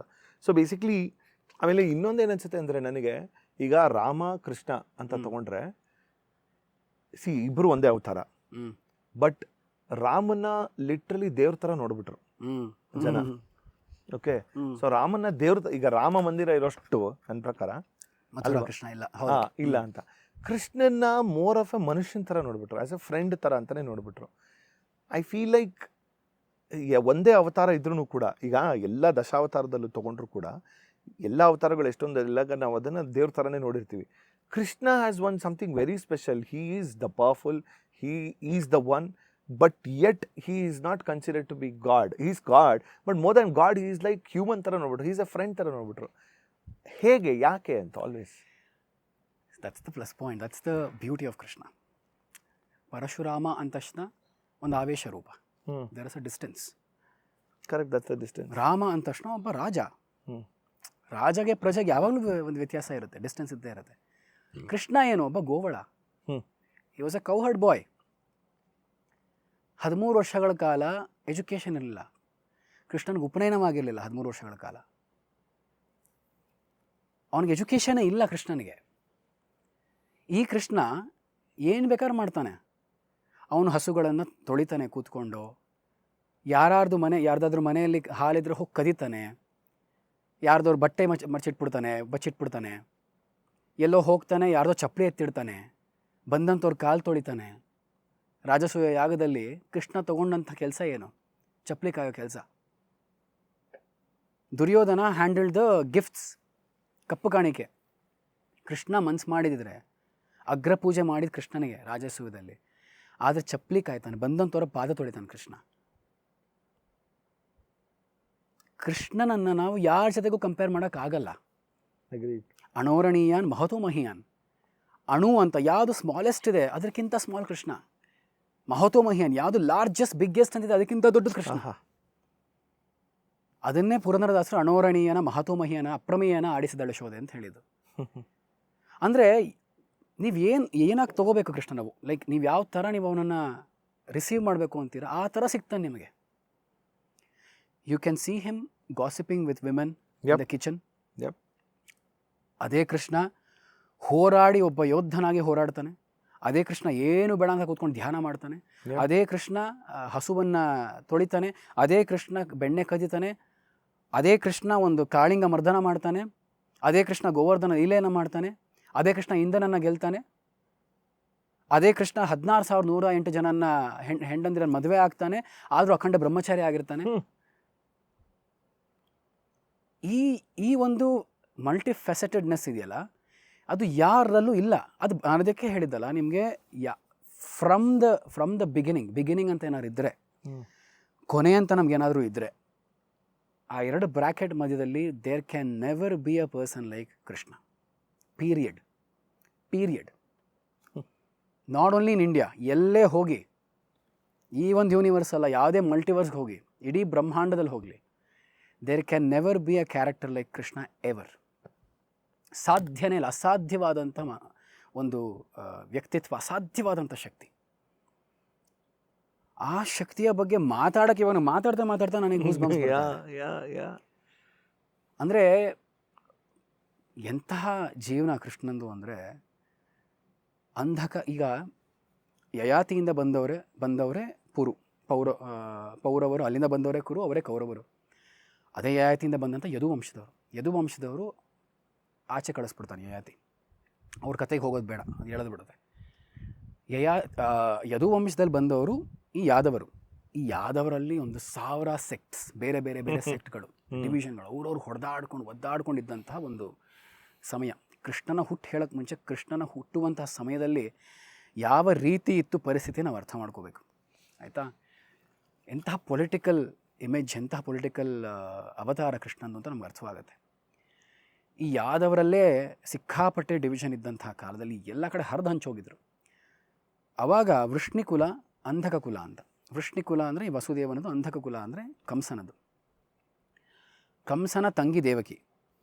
That was the greatest alliance ಆವಾಗ, ವೃಷ್ಣಿ ಅಂಧಕ. ಆ ಎರಡು ಫ್ಯಾಮಿಲಿ ಒಟ್ಟಿಗೆ ಬರ್ತದೆ, that becomes a most powerful alliance ಅದು. ದೇವಕಿ ವಸುದೇವನ ಮದುವೆ ಆಗೋದು ಕಂಸಂಗೆ ಇಷ್ಟ ಇರಲಿಲ್ಲ ಅಂತ ನಮಗೆ ಕಾಣುತ್ತೆ, ಆಯಿತಾ?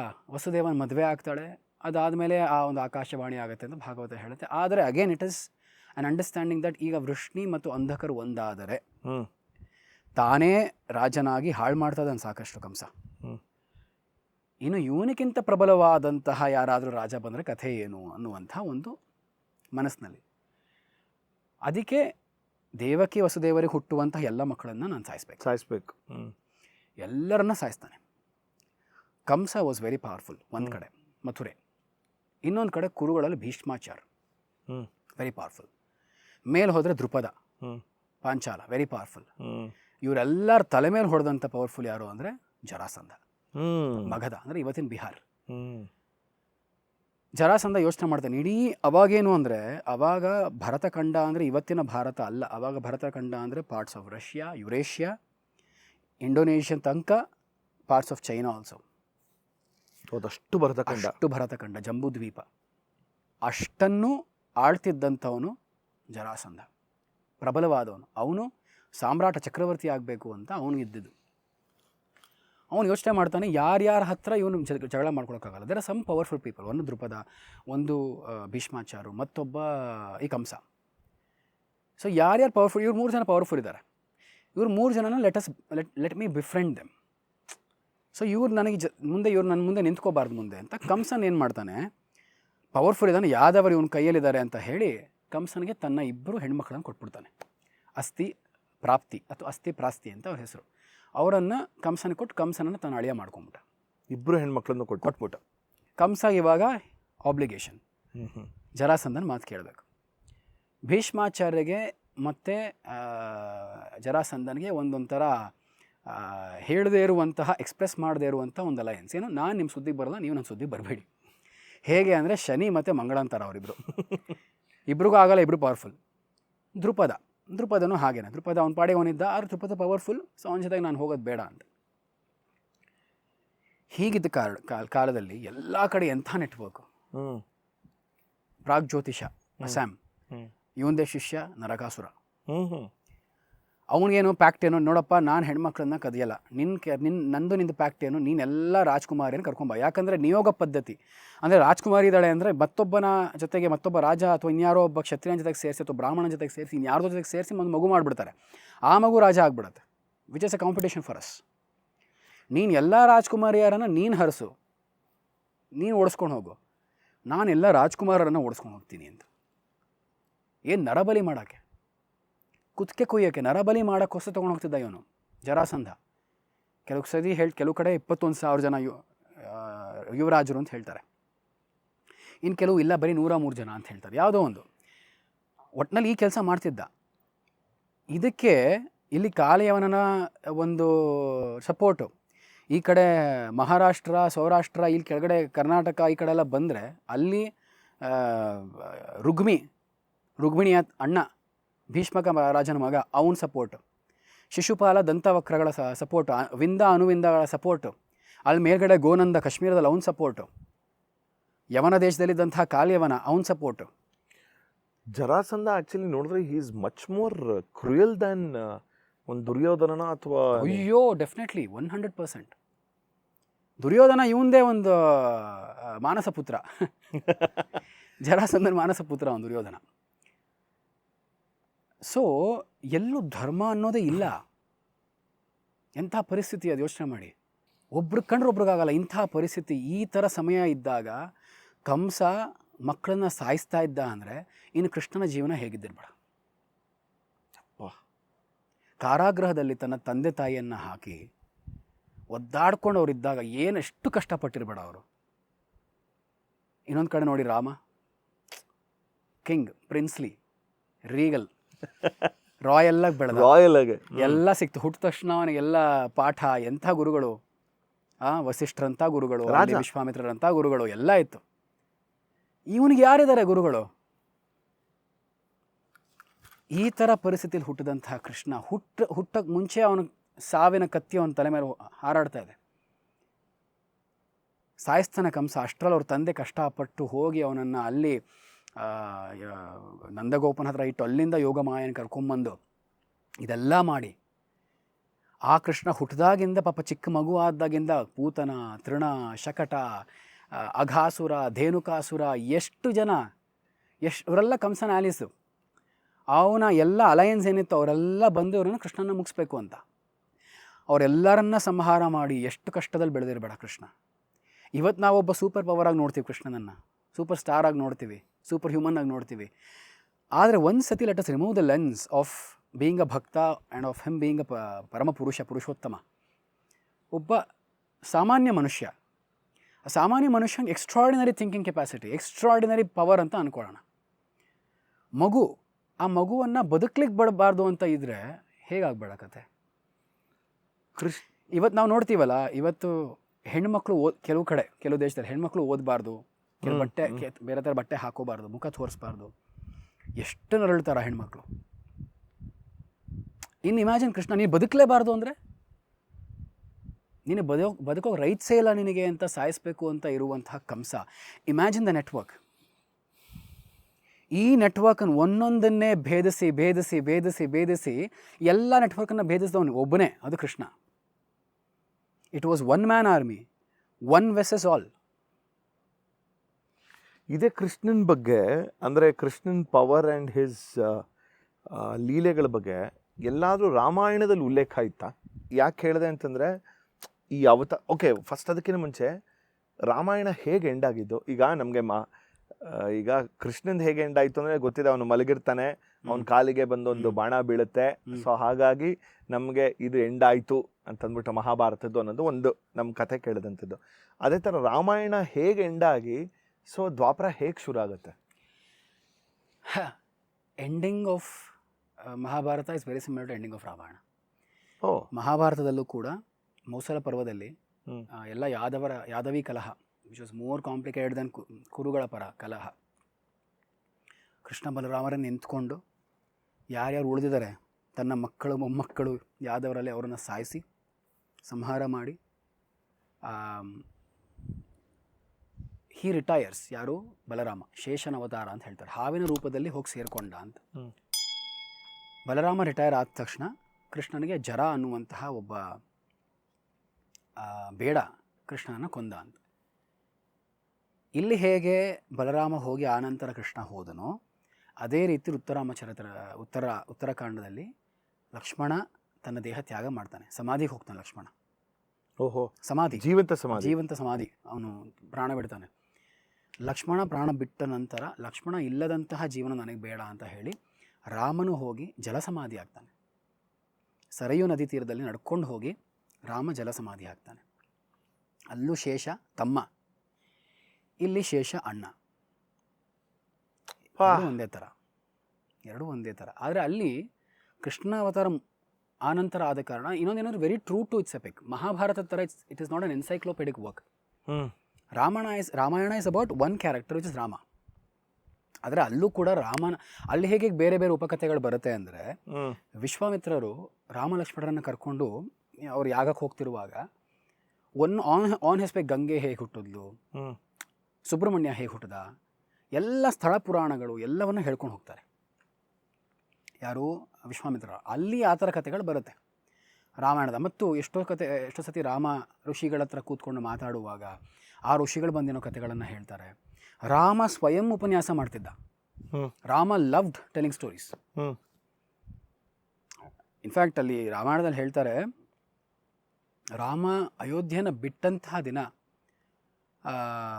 ಎಂಥ ಅಂಧಕಾರ ಆವರಿಸಿತ್ತು ಅಂದರೆ ಎಲ್ಲೂ ಕಥೆಗಳನ್ನೇ ಹೇಳ್ತಿರ್ಲಿಲ್ಲ ಅಂತ, ಎಲ್ಲೂ ಹರಿಕಥೆನೇ ನಡೀತಿರ್ಲಿಲ್ಲ ಅಂತ.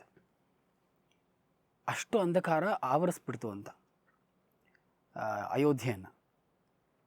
So Rama himself was a story teller. Ramayana ನಮಗೆ ಸಿಕ್ಕಿದ್ದು ಹೇಗೆ? ರಾಮಾಯಣ ಯಾರು ಹಾಡಿದ್ದು, ಹೆಂಗೆ ಹಾಡಿದ್ದು? ಹರಿಕಥೆ ಥರ ಹಾಡಿದ್ದು ರಾಮಾಯಣನ. ಸ್ವಯಂ ತನ್ನ ಮಕ್ಕಳು ಕುಶೀಲವರು, ಅವರಿಬ್ಬರಿಗೂ ಗೊತ್ತಿಲ್ಲ ಈತ ತನ್ನ ತಂದೆ ಅಂತ, ಆತನಿಗೆ ಗೊತ್ತಿಲ್ಲ ಇವರಿಬ್ಬರು ನನ್ನ ಮಕ್ಕಳು ಅಂತ. ಕೂತ್ಕೊಂಡು ಕೇಳ್ತಾ ಇದ್ದಾನೆ, ಅವರಿಬ್ಬರು ಹಾಡ್ತಾ ಇದ್ದಾರೆ ರಾಮಾಯಣವನ್ನು. ಹೀಗೆ ರಾಮಾಯಣ ಕಾಂಟೆಕ್ಸ್ಟ್ ಅರ್ಥ ಆಗಿಲ್ಲ ಅಂದ್ರೆ ಆತನಿಗೆ ಮಕ್ಕಳು ಅಂತ ಗೊತ್ತಿಲ್ಲ, ತಂದೆ ಗೊತ್ತಿಲ್ಲ ಅಂದ್ರೆ. ಸೀತೆಯ ಪರಿತ್ಯಾಗ ಆದ ಮೇಲೆ ಲವಕುಶರು ಹುಡ್ತಾರಲ್ಲ, ಲವಕುಶರನ್ನು ಬೆಳೆಸಿದ ವಾಲ್ಮೀಕಿನೇ. ಕರೆಕ್ಟ್, ವಾಲ್ಮೀಕಿ, ಕರೆಕ್ಟ್, ಅದು ಗೊತ್ತಿಲ್ಲ. ಅವರಿಗೆ ಉಪನಯನ, ಅದು ಅದ್ಭುತವಾದ ಕಥೆ. ಉಪನಯನವಾದಾಗ ಫಸ್ಟ್ ಟೈಮ್ ಅವ್ರು ಉಪನಯನ ಆಗುತ್ತೆ. ಅವಾಗ ವಾಲ್ಮೀಕಿಯವರು ಫಸ್ಟ್ ಟೈಮ್ ಈ ಶ್ಲೋಕ ಅನುಷ್ಠುಪ್ ಛಂದಸ್ನಲ್ಲಿ ಬರೆದಂತಹ ಶ್ಲೋಕ, ಮಾನಿಷಾದ ಅಂತ ಶಾಪದಿಂದ ಬಂದಂತಹ ರಾಮಾಯಣ, ಶೋಕದಿಂದ ಬಂದಂತಹ ಎರಡು ಕ್ರೌಂಚ ಪಕ್ಷಿಗಳು. ಒಂದು ಕ್ರೌಂಚ ಪಕ್ಷಿ ಸತ್ತು, ಆ ಬೇಡ ಸಾಯಿಸ್ತಾನೆ, ಆ ನಿಷಾದ ಸತ್ತು ಹೋಗುತ್ತೆ. ಆ ಸತ್ತಂತಹ ಶೋಕವನ್ನು, ಆ ಒಂದು ಪಕ್ಷಿ ಸತ್ತಂಥ ಶೋಕದಲ್ಲಿ ಇನ್ನೊಂದು ಪಕ್ಷಿ ಇರುವಾಗ ಅದನ್ನು ನೋಡಿದಂಥ ವಾಲ್ಮೀಕಿಯರು ಅವರು ಶೋಕದಿಂದ ಬಂದಂಥ ಶೋಕಾತ್ ಶ್ಲೋಕ, ಶೋಕದಿಂದ ಬಂದ ಶ್ಲೋಕ ಅಂತ ಆ ಶ್ಲೋಕ ಮಾ ನಿಷಾದ ಪ್ರತಿಷ್ಠಾ ಅಂತ ಅವರು ಶಾಪ ಕೊಡ್ತಾರೆ, ಬೈತಾರೆ ಅವನಿಗೆ. ಎಂಥ ಕೆಲಸ ಮಾಡಿದೆ ಪಾಪ, ಲವ್ ಬರ್ಡ್ಸ್ ಅವೆರಡು, ಅದನ್ನು ಬೇರೆ ಮಾಡಿಬಿಟ್ಟಿಯಲ್ಲ ಅಂತ. ಅದರಲ್ಲಿ ಒಂದು ರಾಮ ಒಂದು ಸೀತೆ ಅಂತ. ಅವರಿಬ್ಬರು ಬೇರೆ ಆಗಿದ್ದನ್ನು ನೋಡಿ ಅವ್ರಿಗೆ ಆ ಒಂದು ಹೊಳವು ಬಂತು. ಅದರಿಂದ ಬ್ರಹ್ಮ ಬಂದು ಹೇಳ್ತಾನೆ ಯಾವ ಥರ ಅಂತ. ನಿನಗೆ ಮತ್ತೆ ದೃಷ್ಟಿ ಕೊಡ್ತೀನಿ. ಸೀತೆಯ ಮನಸ್ಸಲ್ಲಿ ಏನಿತ್ತು, ರಾವಣನ ಮನಸ್ಸಲ್ಲಿ ಏನಿತ್ತು, ರಾಮನ ಮನಸ್ಸಲ್ಲಿ ಏನಿತ್ತು, ಎಲ್ಲರ ಮನಸ್ಸಲ್ಲಿ ಏನಿತ್ತು, ಯಾವ ರೀತಿ ಆಯಿತು, ಏನೇನು ಘಟನೆಗಳು, ಅದಷ್ಟು ನಿನಗೆ ಗೋಚರವಾಗುವಂತೆ ಮಾಡ್ತೀನಿ ಅಂತ ಹೇಳಿ ಬ್ರಹ್ಮ ವರ ಕೊಟ್ಟ ನಂತರ ವಾಲ್ಮೀಕಿಗಳಿಗೆಲ್ಲ ಕಾಣಿಸುತ್ತೆ. ವಾಲ್ಮೀಕಿಗಳು ಕೇಳ್ತಾರೆ, ಕೋ ಅಸ್ಮಿನ್ ಲೋಕೆ ವೀರ್ಯವಾನ್ ಕಶ್ಚ ವೀರ್ಯವಾನ್ ಗುಣವಾನ್ ಅಂತ ನಾರದರನ್ನು ಕೇಳ್ತಾರೆ. ಅಲ್ಲೂ ನಾರದರು ಬರ್ತಾರೆ, ಇಂಟ್ಯೂಷನ್. ಇಡೀ ಲೋಕದಲ್ಲಿ ಗುಣವಂತನಾದಂಥ ವೀರ್ಯವಂತನಾದಂಥ ಯಾರಾದರೂ ಇದನಾ ಅಂದಾಗ ವಾಲ್ಮೀಕಿ ಹೇಳ್ತಾರೆ, ಎಂಥವನು ರಾಮ ಅಂತ ನಾರದರು ವಾಲ್ಮೀಕಿಗೆ ಹೇಳ್ತಾರೆ. ಆವಾಗ ರಾಮನ ಬಗ್ಗೆ ತಿಳ್ಕೊಂಡು ರಾಮನ ಕಥೆ ಬರೆಯೋದು. ಅಲ್ಲಿ ಕೃಷ್ಣನ ಉಲ್ಲೇಖ ಇಲ್ಲ. ಆದರೆ ಇಲ್ಲಿ ಆ ಅವತಾರಕ್ಕೆ ನಾವು ಹೋಲಿಸಿದ್ರೆ ಈ ಅವತಾರ ಸಂಪೂರ್ಣ ಅವತಾರ. ಇದು ಕೃಷ್ಣನ ಅವತಾರದಿಂದ ನಮಗೆ ಕಲಿಯೋಕ್ಕೆ ತುಂಬ ಇದೆ. ಅಂದರೆ ರಾಮ ಮತ್ತು ಕೃಷ್ಣ ಇಬ್ಬರು ನಮ್ಗೆ ಯಾಕೆ ತುಂಬ ಹತ್ತಿರ ಅಂದರೆ, they were very human. Very human. Rama ಅಳ್ತಾನೆ, ರಾಮ ವೀಪ್ಸ್ ಅಲಾಟ್. ಸೀತೆ ಯಾವಾಗ ಅವನು ಇದು ಅಯೋಧ್ಯೆ ಬಿಡಬೇಕು, ಹೋಗಿ ಸೀತೆಯ ಮಡಿಲಲ್ಲಿ ಸೀತೆಯನ್ನು ತಬ್ಕೊಂಡು ಹೇಳ್ತಾನೆ ರಾಮ, ಹಿಂಗೆ ಮಾಡಿಬಿಟ್ರು ನನಗೆ ಅಂತ. ಸೀತೆ ಯಾವಾಗ ರಾವಣ ಅಪಹರಿಸ್ಕೊಂಡು ಹೋಗ್ತಾನೋ ಬಂದು ಕೂಗಾಡ್ತಾನೆ, ಕಿರ್ಚಾಡ್ತಾನೆ ರಾಮ, ಮರಗಳನ್ನು ಗಿಡಗಳನ್ನು ಕೇಳ್ತಾನೆ, ನನ್ನ ಸೀತೆ ನೋಡಿದ್ದೀರಾ ಅಂತ. ಆ ಚಂದ್ರನನ್ನು ಕೇಳಿ ಅಳ್ತಾನೆ ರಾಮ ಕೂಡ, ಸೀತೆಯನ್ನು ನೋಡಿದ್ಯಾ ನೀನು. ಆಮೇಲೆ ಕಿಷ್ಕಿಂದೆಗೆ ಹೋದಾಗ ಅಲ್ಲಿ ಸುಗ್ರೀವನ್ ಕೇಳಿ ಅಲ್ಲಿ ಅಳ್ತಾನೆ ರಾಮ, ಸೀತೆ ಇಲ್ಲದೆ ನನಗೆ ಇರೋಕ್ಕಾಗಲ್ಲ ಅಂತ. ನಮ್ಗೆ ಇದೆಲ್ಲ ನೋಡಿದಾಗ ನಂತರನೇ ಅಲ್ವಪ್ಪ ರಾಮ, ನಾವು ಹಿಂಗೆ ಅಳ್ತೀವಲ್ವ ಏನಾರು ಆದರೆ ನಮ್ಮ ಜೀವನದಲ್ಲಿ ಅಂತ. ಆದರೆ ಕೃಷ್ಣ ಅತ್ತದ್ದು ಕಾಣಲ್ಲ. ನಮಗೇನು ಅಂದರೆ ರಾಮ ಏನಾಗುತ್ತೆ ಅಂದರೆ ತುಂಬ ಮಾನವೀಯತೆ, ತುಂಬ ಸಹಜವಾಗಿ, ತುಂಬ ಆದರ್ಶವಾಗಿ. ನಾನು ಯಾವಾಗಲೂ ಹೇಳ್ತೀನಿ, ರಾಮನಿಗೆ ಆದರ್ಶವೇ ಧರ್ಮವಾಯಿತು, ಕೃಷ್ಣನಿಗೆ ಧರ್ಮವೇ ಆದರ್ಶ ಆಯಿತು. Very true. ಅವನು ಧರ್ಮಕ್ಕಾಗಿ ಏನು ಬೇಕಾದ್ರೆ ಮಾಡ್ತಾನೆ, ಇವನು ಆದರ್ಶಕ್ಕಾಗಿ ಏನು ಬೇಕಾದ್ರೆ ಮಾಡ್ತಾನೆ. ಬಟ್ ಒಂದು ವಿಷಯದಲ್ಲಿ ತೊಗೊಂಡ್ರೆ, ಈಗ ರಾಮನ್ನ ಮರ್ಯಾದಾ ಪುರುಷೋತ್ತಮ ಅಂತ ಹೇಳ್ತೀವಿ, Krishna is more of a playful joyful character ಇರೋವಂಥದ್ದು ಅಂತ. But still our admiration to both of them are equally important. ಅದನ್ನು ಮಾಡ್ತೀವಿ. ಒಂದು ವೈಯಕ್ತಿಕವಾಗಿ ಅವರು ಇರುವಂಥ ಒಂದು ಕ್ಯಾರೆಕ್ಟರಿಸ್ಟಿಕ್ಸು, ಇಟ್ ಈಸ್ ಸ್ಪೆಕ್ಟ್ರಮ್. ಹೌದು. ರಾಮ ಒನ್ ವಿಮೆನ್ ಮ್ಯಾನ್, ಏಕ ಪತ್ನಿ ವ್ರತಸ್ಥ ಅಂತ ಕ್ಲಿಯರಾಗಿ ಹೇಳ್ತೀವಿ. ಕೃಷ್ಣ ಹೆಂಗೆ ಅಂತಾನೆ, ನನಗೆ 16,000 ಅಂದರೆ ನಾಟ್ ಲಿಟ್ರಲ್ ಲೈಕ್ 16,000 ಜನ ಇರೋಂಥದ್ದು ಅಂತ ಹೇಳ್ತೀವಿ. ಬಟ್ ಸ್ಟಿಲ್ ಆ ಅಕ್ಸೆಪ್ಟೆನ್ಸು ಇದೆ, ಈ ಅಕ್ಸೆಪ್ಟೆನ್ಸು ಇದೆ. I think that's the beauty of ನಮ್ಮ ರೂಟ್ಸ್, ನಮ್ಮ ಕಲ್ಚರಲ್ಲಿ ಇಬ್ಬರೂ ಆ ಮಟ್ಟಿಗೆ ಅಕ್ಸೆಪ್ಟೆನ್ಸ್ ಮಾಡಿ ಕರೆಕ್ಟಾಗಿ ಹೇಳಬೇಕು ಅಂತಲೇ ಹ್ಯೂಮನ್ಲಿ ಗಾಡ್ ಥರ ನೋಡ್ತೀವಿ. That's the right word. Correct. ಅಲ್ಲ, ನಾನು ಅದೇ ಹೇಳಿದಲ್ಲ, ನಾನು ಹೇಳಿದ್ದೆ ನಿಮ್ಗೆ ಅನಿಸುತ್ತೆ ಪ್ರಾಯಶಃ, ಓಶೋ ಒಂದು ಮಾತು ಹೇಳ್ತಾರೆ, ರಾಮನ ಜೀವನದಲ್ಲಿ ರಾಮ ಹೇಗೆ ಅಂದರೆ ಬ್ಲ್ಯಾಕ್ ಆ್ಯಂಡ್ ವೈಟ್, ಹೀಗೆ ಇಲ್ಲ ಹಾಗೆ, ಹೀಗೆ ಇಲ್ಲ ಹಾಗೆ, ಪ್ರಿಡಿಕ್ಟಬಲ್. ರಾಮನ ಜೀವನದಿಂದ ಒಂದು ಅಧ್ಯಾಯ, ಜೀವನ ಚರಿತ್ರೆಯಿಂದ ಒಂದು ಅಧ್ಯಾಯ ತೆಗೆದರೂ ಕೂಡ ನಾವೊಂದು ಊಹೆ ಮಾಡಬಹುದು, ರಾಮ ಹೀಗೆ ಮಾಡಿರಬಹುದು ಅಂತ. ಕೃಷ್ಣನ ಜೀವನ ಚರಿತ್ರೆಯಿಂದ ಒಂದೇ ಒಂದು ಪುಟ, ಒಂದೇ ಒಂದು ಪೇಜ್ ತೆಗೆದ್ರೆ ಅದು ಅನೂಹ್ಯವಾದದ್ದು ಅಂತ. ನೋ ಬಡಿ ಕ್ಯಾನ್ ಸೇ ಕೃಷ್ಣ ಹೀಗೆ ಮಾಡಿರಬಹುದು, ಸಾಧ್ಯನೇ ಇಲ್ಲ ಹೇಳೋಕ್ಕೆ. Krishna is colourful. ಕೃಷ್ಣ ಒಂಥರ ಎಲ್ಲ ಕಲರನ್ನು ಕೊಡೋನು. ಕೃಷ್ಣ ಸೃಷ್ಟಿ, ನಿಜವಾದ ಪುರುಷ ಅವನು. ರಾಮ ಹಾಗಲ್ಲ. ರಾಮ ಅದೇ ನೀವು ಹೇಳಿ ಮರ್ಯಾದೆ, ಅವನಿಗೊಂದು ಲಿಮಿಟ್ ಇದೆ ರಾಮನಿಗೆ, ನಾ ದಾಟಲ್ಲ. ನನ್ನ ಪರ್ಪಸ್ ಆಫ್ ಮೈ ಅವತಾರ ಇಸ್ ದಿಸ್ ಅಂತ ಕೃಷ್ಣ ತೋರಿಸ್ತಾನೆ. ಅಲ್ಲಿ ಯಾರೋ ಕೊಟ್ಟಿದ್ದ ಮಾತು ಸುಳ್ಳಾಗಬಾರ್ದು ಅಂತ ತಾನು 14 ವರ್ಷ ವನವಾಸಕ್ಕೆ ಹೋಗ್ತಾನೆ. ಇಲ್ಲಿ ಜನ್ಮದಲ್ಲಿ ಸುಳ್ಳು ಹೇಳಿದವ್ರನ್ನ ಸುಳ್ಳು ಹೇಳಿಸಿ ಒಬ್ಬ ಗುರುವನ್ನು ಸಾಯಿಸ್ತಾನೆ. ಅಲ್ಲಿ ನಾವೆಲ್ಲ ನೋಡ್ತೀವಿ, ಎಲ್ಲ ಕಥೆಗಳನ್ನ ನೋಡಿದ್ರೆ ಅಲ್ಲಿ ರಾಮ ಹೇಗೆ ಏಕಪತ್ನಿ ವ್ರತಸ್ಥ, ಇಲ್ಲಿ ಎಲ್ಲ ಹೆಣ್ಮಕ್ಕಳ ಸಮಸ್ಯೆಗಳನ್ನು ತನ್ನ ಹೆಗಲಿಗೆ ಹಾಕೋತಾನೆ. ಎಷ್ಟು ಅಲ್ಲಿ ಎಲ್ಲ ಇದನ್ನು ಬಿಟ್ಟು ಕಾಡು ಹೋಗಿದ್ದು, ಏನು ಇಲ್ದಿರೋದನ್ನು ಕಟ್ಕೊಂಡು ಒಳ್ಳೆ ದ್ವಾರಕಾ ಅಂತಹ ಒಂದು ಸಮೃದ್ಧವಾದಂತಹ ಒಂದು ರಾಜ್ಯವನ್ನು ಕಟ್ತಾನೆ ಕೃಷ್ಣ. ಆ ನಿಟ್ಟಲ್ಲಿ ಅಗರ ಈಗ ಆದರ್ಶವಾಗಿ ತಗೋಬೇಕು ಅಂತಂದ್ರೆ ನಾವು ಇಬ್ರನ್ನು ತಗೊಳ್ಳೋದು ಉತ್ತಮ ಅಂತ ಅನ್ಸುತ್ತಾ, ಅಥವಾ ಹಿಂಗೆ, ಅಥವಾ it is subjective to the humans? It is subjective. I tell you what, ನಾನೊಂದು ಆರ್ಟಿಕಲ್ ಬರೆದಿದ್ದೆ ಹಿಂದೆ, Rama a tributary to a river called Krishna ಅಂತ. Rama a tributary to a river called Krishna ಅಂತ. ಕೃಷ್ಣ ಅನ್ನುವಂತಹ ಮಹಾಸಾಗರ ಅಥವಾ ಮಹಾ ಒಂದು ನದಿಗೆ ಉಪನದಿ ರಾಮ ಅಂತ. ಅದು ನನ್ನ ವೈಯಕ್ತಿಕವಾದಂತಹ ಒಂದು ನಂಬಿಕೆ. ಯಾಕಂದ್ರೆ ನನಗೆ ಇಷ್ಟ ದೈವ ಕೃಷ್ಣ. ಹಾಗಂತ ರಾಮನ ನಾನು ಕಡೆಗಣಿಸಕ್ಕಾಗಲ್ಲ. ರಾಮನು ಯಾಕಂದ್ರೆ 2 ಅವತಾರದ ಉದ್ದೇಶನೇ ಬೇರೆ. ಕರೆಕ್ಟ್. ಇವ ರಾಮ ಬಂದಂಥ ಉದ್ದೇಶ ಬೇರೆ, ಕೃಷ್ಣ ಬಂದಂಥ ಉದ್ದೇಶ ಬೇರೆ. ಆದರೂ ನಾನಲ್ಲಿ ಬರೆದಿದ್ದೆ, ರಾಮ ನಡೆದಂತೆ ನಡೆ, ಕೃಷ್ಣ ನುಡಿದಂತೆ ನಡೆ. ನುಡಿದಿದ್ದಲ್ಲಿ ಭಗವದ್ಗೀತೆ, ಪ್ರಥಮ ಗೀತಾ, ಅಣುಗೀತಾ, ಉದ್ಧವ ಗೀತಾ ಇದೆಲ್ಲ ಕೊಟ್ಟಿದ್ದಾನೆ. ನಾನು ಆ ಆರ್ಟಿಕಲಲ್ಲಿ ಚೇಂಜ್ ಮಾಡಿ ಬರೆದೆ, ಕೃಷ್ಣ ನಡೆದಂತೆ ನಡೆ, ಕೃಷ್ಣ ನುಡಿದಂತೆ ನಡೆ ಅಂತ.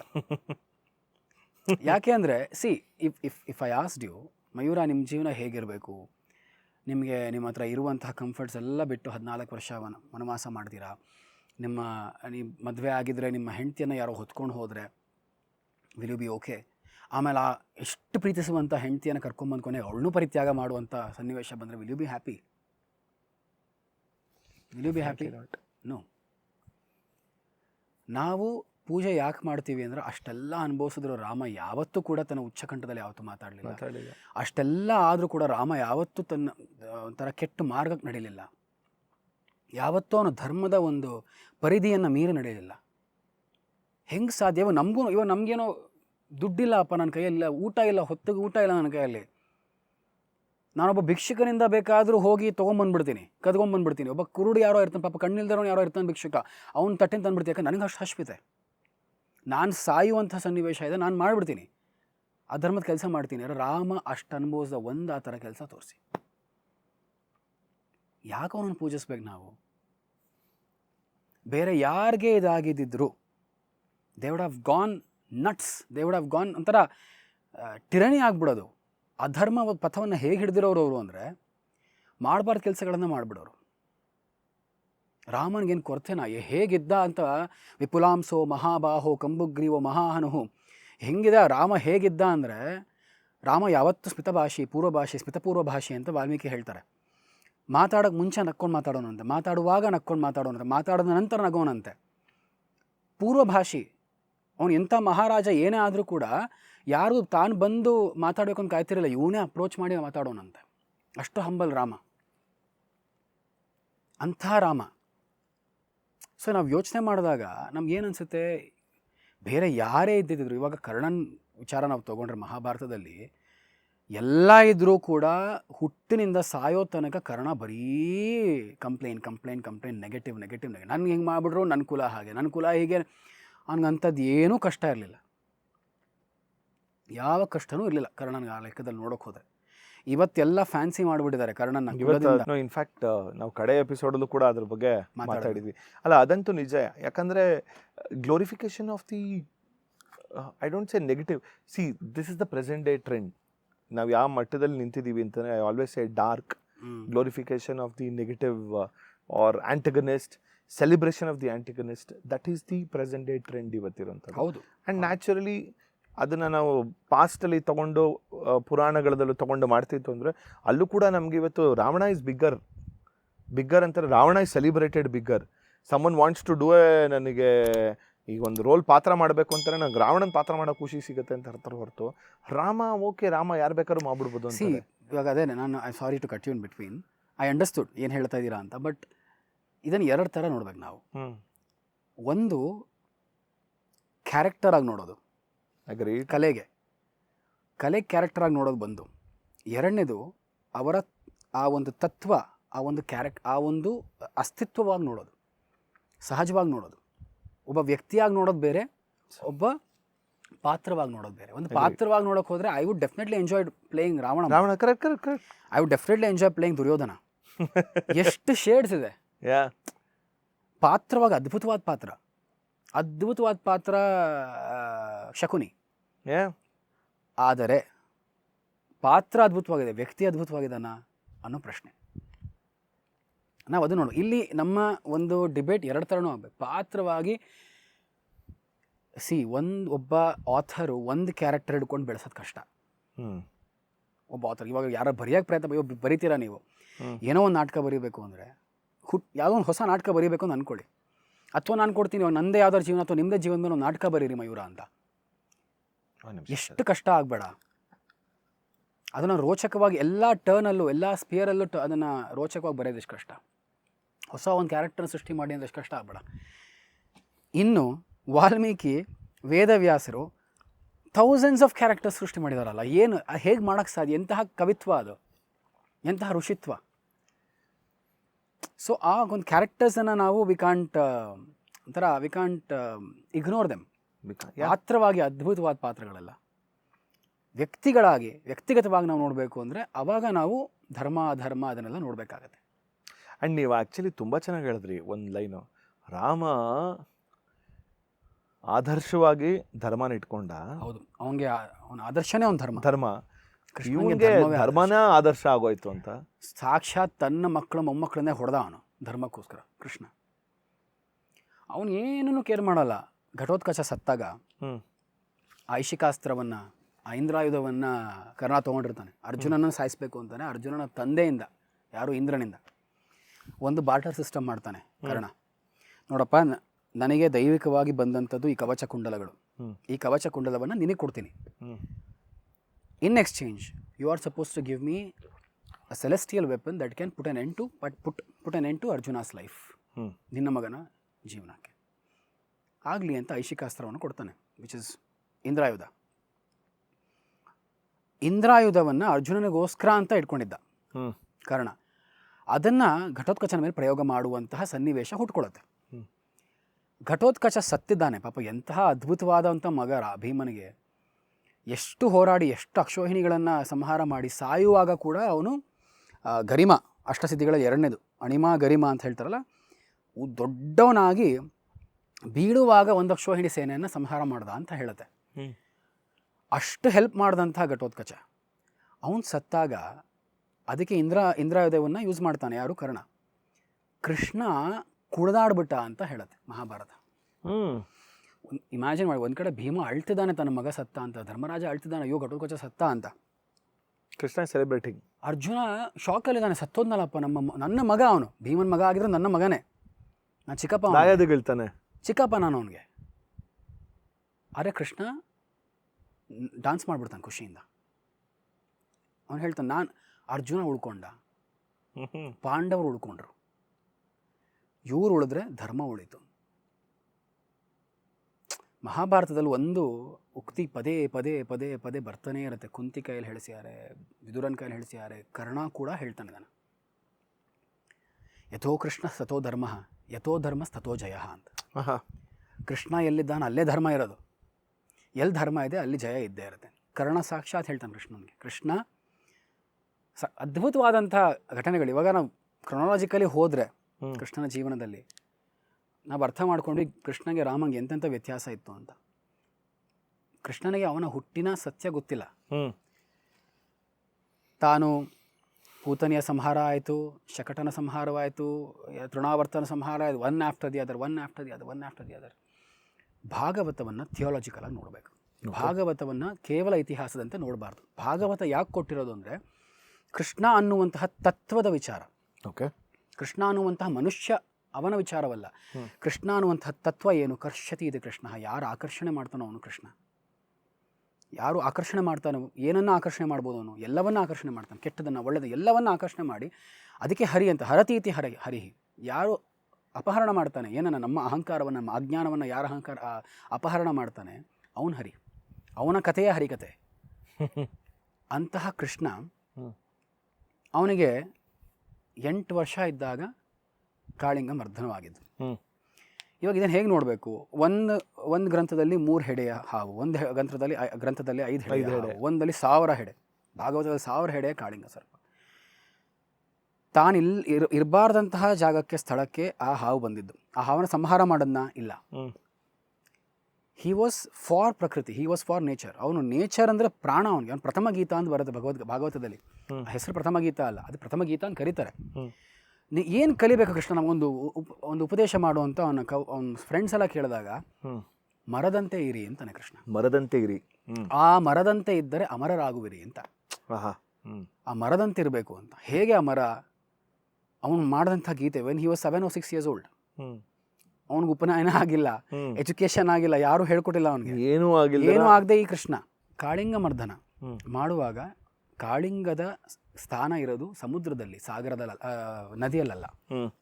ನದಿ ಬಂದು ಅಲ್ಲ ಅಪವಿತ್ರ ಮಾಡಿ ಅಲ್ಲಿ ವಿಷ ಭರಿತವಾಗಿ ಎಲ್ಲ ಕರುಗಳು ಎಲ್ಲ ಸಾಯುವಾಗ, ಪಕ್ಷಿಗಳೆಲ್ಲ ಸಾಯುವಾಗ ಗರುಡನ ಭಯದಿಂದ ಬಂದಿದ್ದು ಕಾಳಿಂಗ ಅಂತ ಕತೆ. ಕೊನೆ ಕಳಿಸ್ಕೊಡ್ತಾನೆ, ನನ್ನ ಪಾದ ಚಿಹ್ನೆ ಇದೆ ನಿನ್ನ ಮೇಲೆ, ಹೋಗು ಅಂತ ಕಳಿಸ್ಕೊಡ್ತಾನೆ. ಗರುಡ ಏನು ಮಾಡಲ್ಲ ನಿನಗೆ ಅಂತ. ಇದು ಏನು ಒಂದು ಅರ್ಥ ಮಾಡ್ಕೋಬೇಕು ಅಂದರೆ, ಕಾಳಿಂಗ ಅನ್ನೋದೇನು ಅಂದರೆ ತತ್ವ ನಾವು ಅರ್ಥ ಮಾಡ್ಕೋಬೇಕು. ಭಾಗವತವನ್ನು ಯಾವ ಥರ ಓದಬೇಕು ಅಂತ ಹೇಳ್ತಾ ಇದ್ದೀನಿ. ಕಾಳಿಂಗ ಅನ್ನೋದು ಕುಂಡಲಿನಿ ಶಕ್ತಿ. ಕಾಳಿಂಗ ಅನ್ನೋದು ಕುಂಡಲಿನಿ ಶಕ್ತಿ. ನಮ್ಮಲ್ಲಿ ಆ ಚಂದ್ರನಾಡಿ ಸೂರ್ಯನಾಡಿ ಇದೆಯಲ್ಲ, ಇಳ ಪಿಂಗಳ ಸುಷುಮ್ನ 3, ಇಳ ಪಿಂಗಳ ಸುಷುಮ್ನ, ಅದು ಹಾವಿನ ಆಕಾರದಲ್ಲಿ ಹೀಗೆ ಹೀಗೆ ಹೀಗೆ ಹೀಗೆ ಹೀಗೆ ಹೀಗೆ ಮಾಡಿ ಹೋಗಿ ಇಲ್ಲಿ ಹಿಂಗೆ ಕ್ರಾಸ್ ಆಗಿ ಆಜ್ಞಾಚಕ್ರದಲ್ಲಿ ಮೇಲೆ ಹೋಗಿ ಸರ್ಪದ ಹೆಡೆಯಾಗಿ ನಿಂತ್ಕೊಳ್ಳೋದು. ಸರ್ಪದ ಹೆಡೆ ನಿಂತ್ಕೊಳ್ಳೋದು.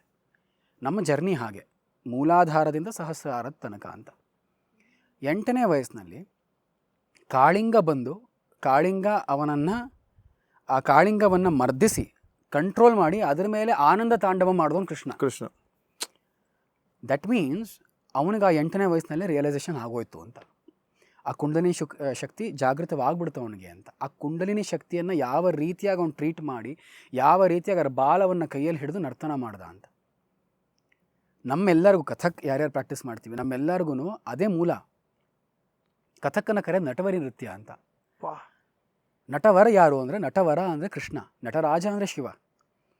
ನಾಟ್ಯದ ಅಂದರೆ ಕಲೆಯ ವರವನ್ನು ಕೊಡೋದು ಯಾರು ಅಂದರೆ ಕೃಷ್ಣ, ಕಲೆಯ ರಾಜ ಯಾರು ಅಂದರೆ ಶಿವ.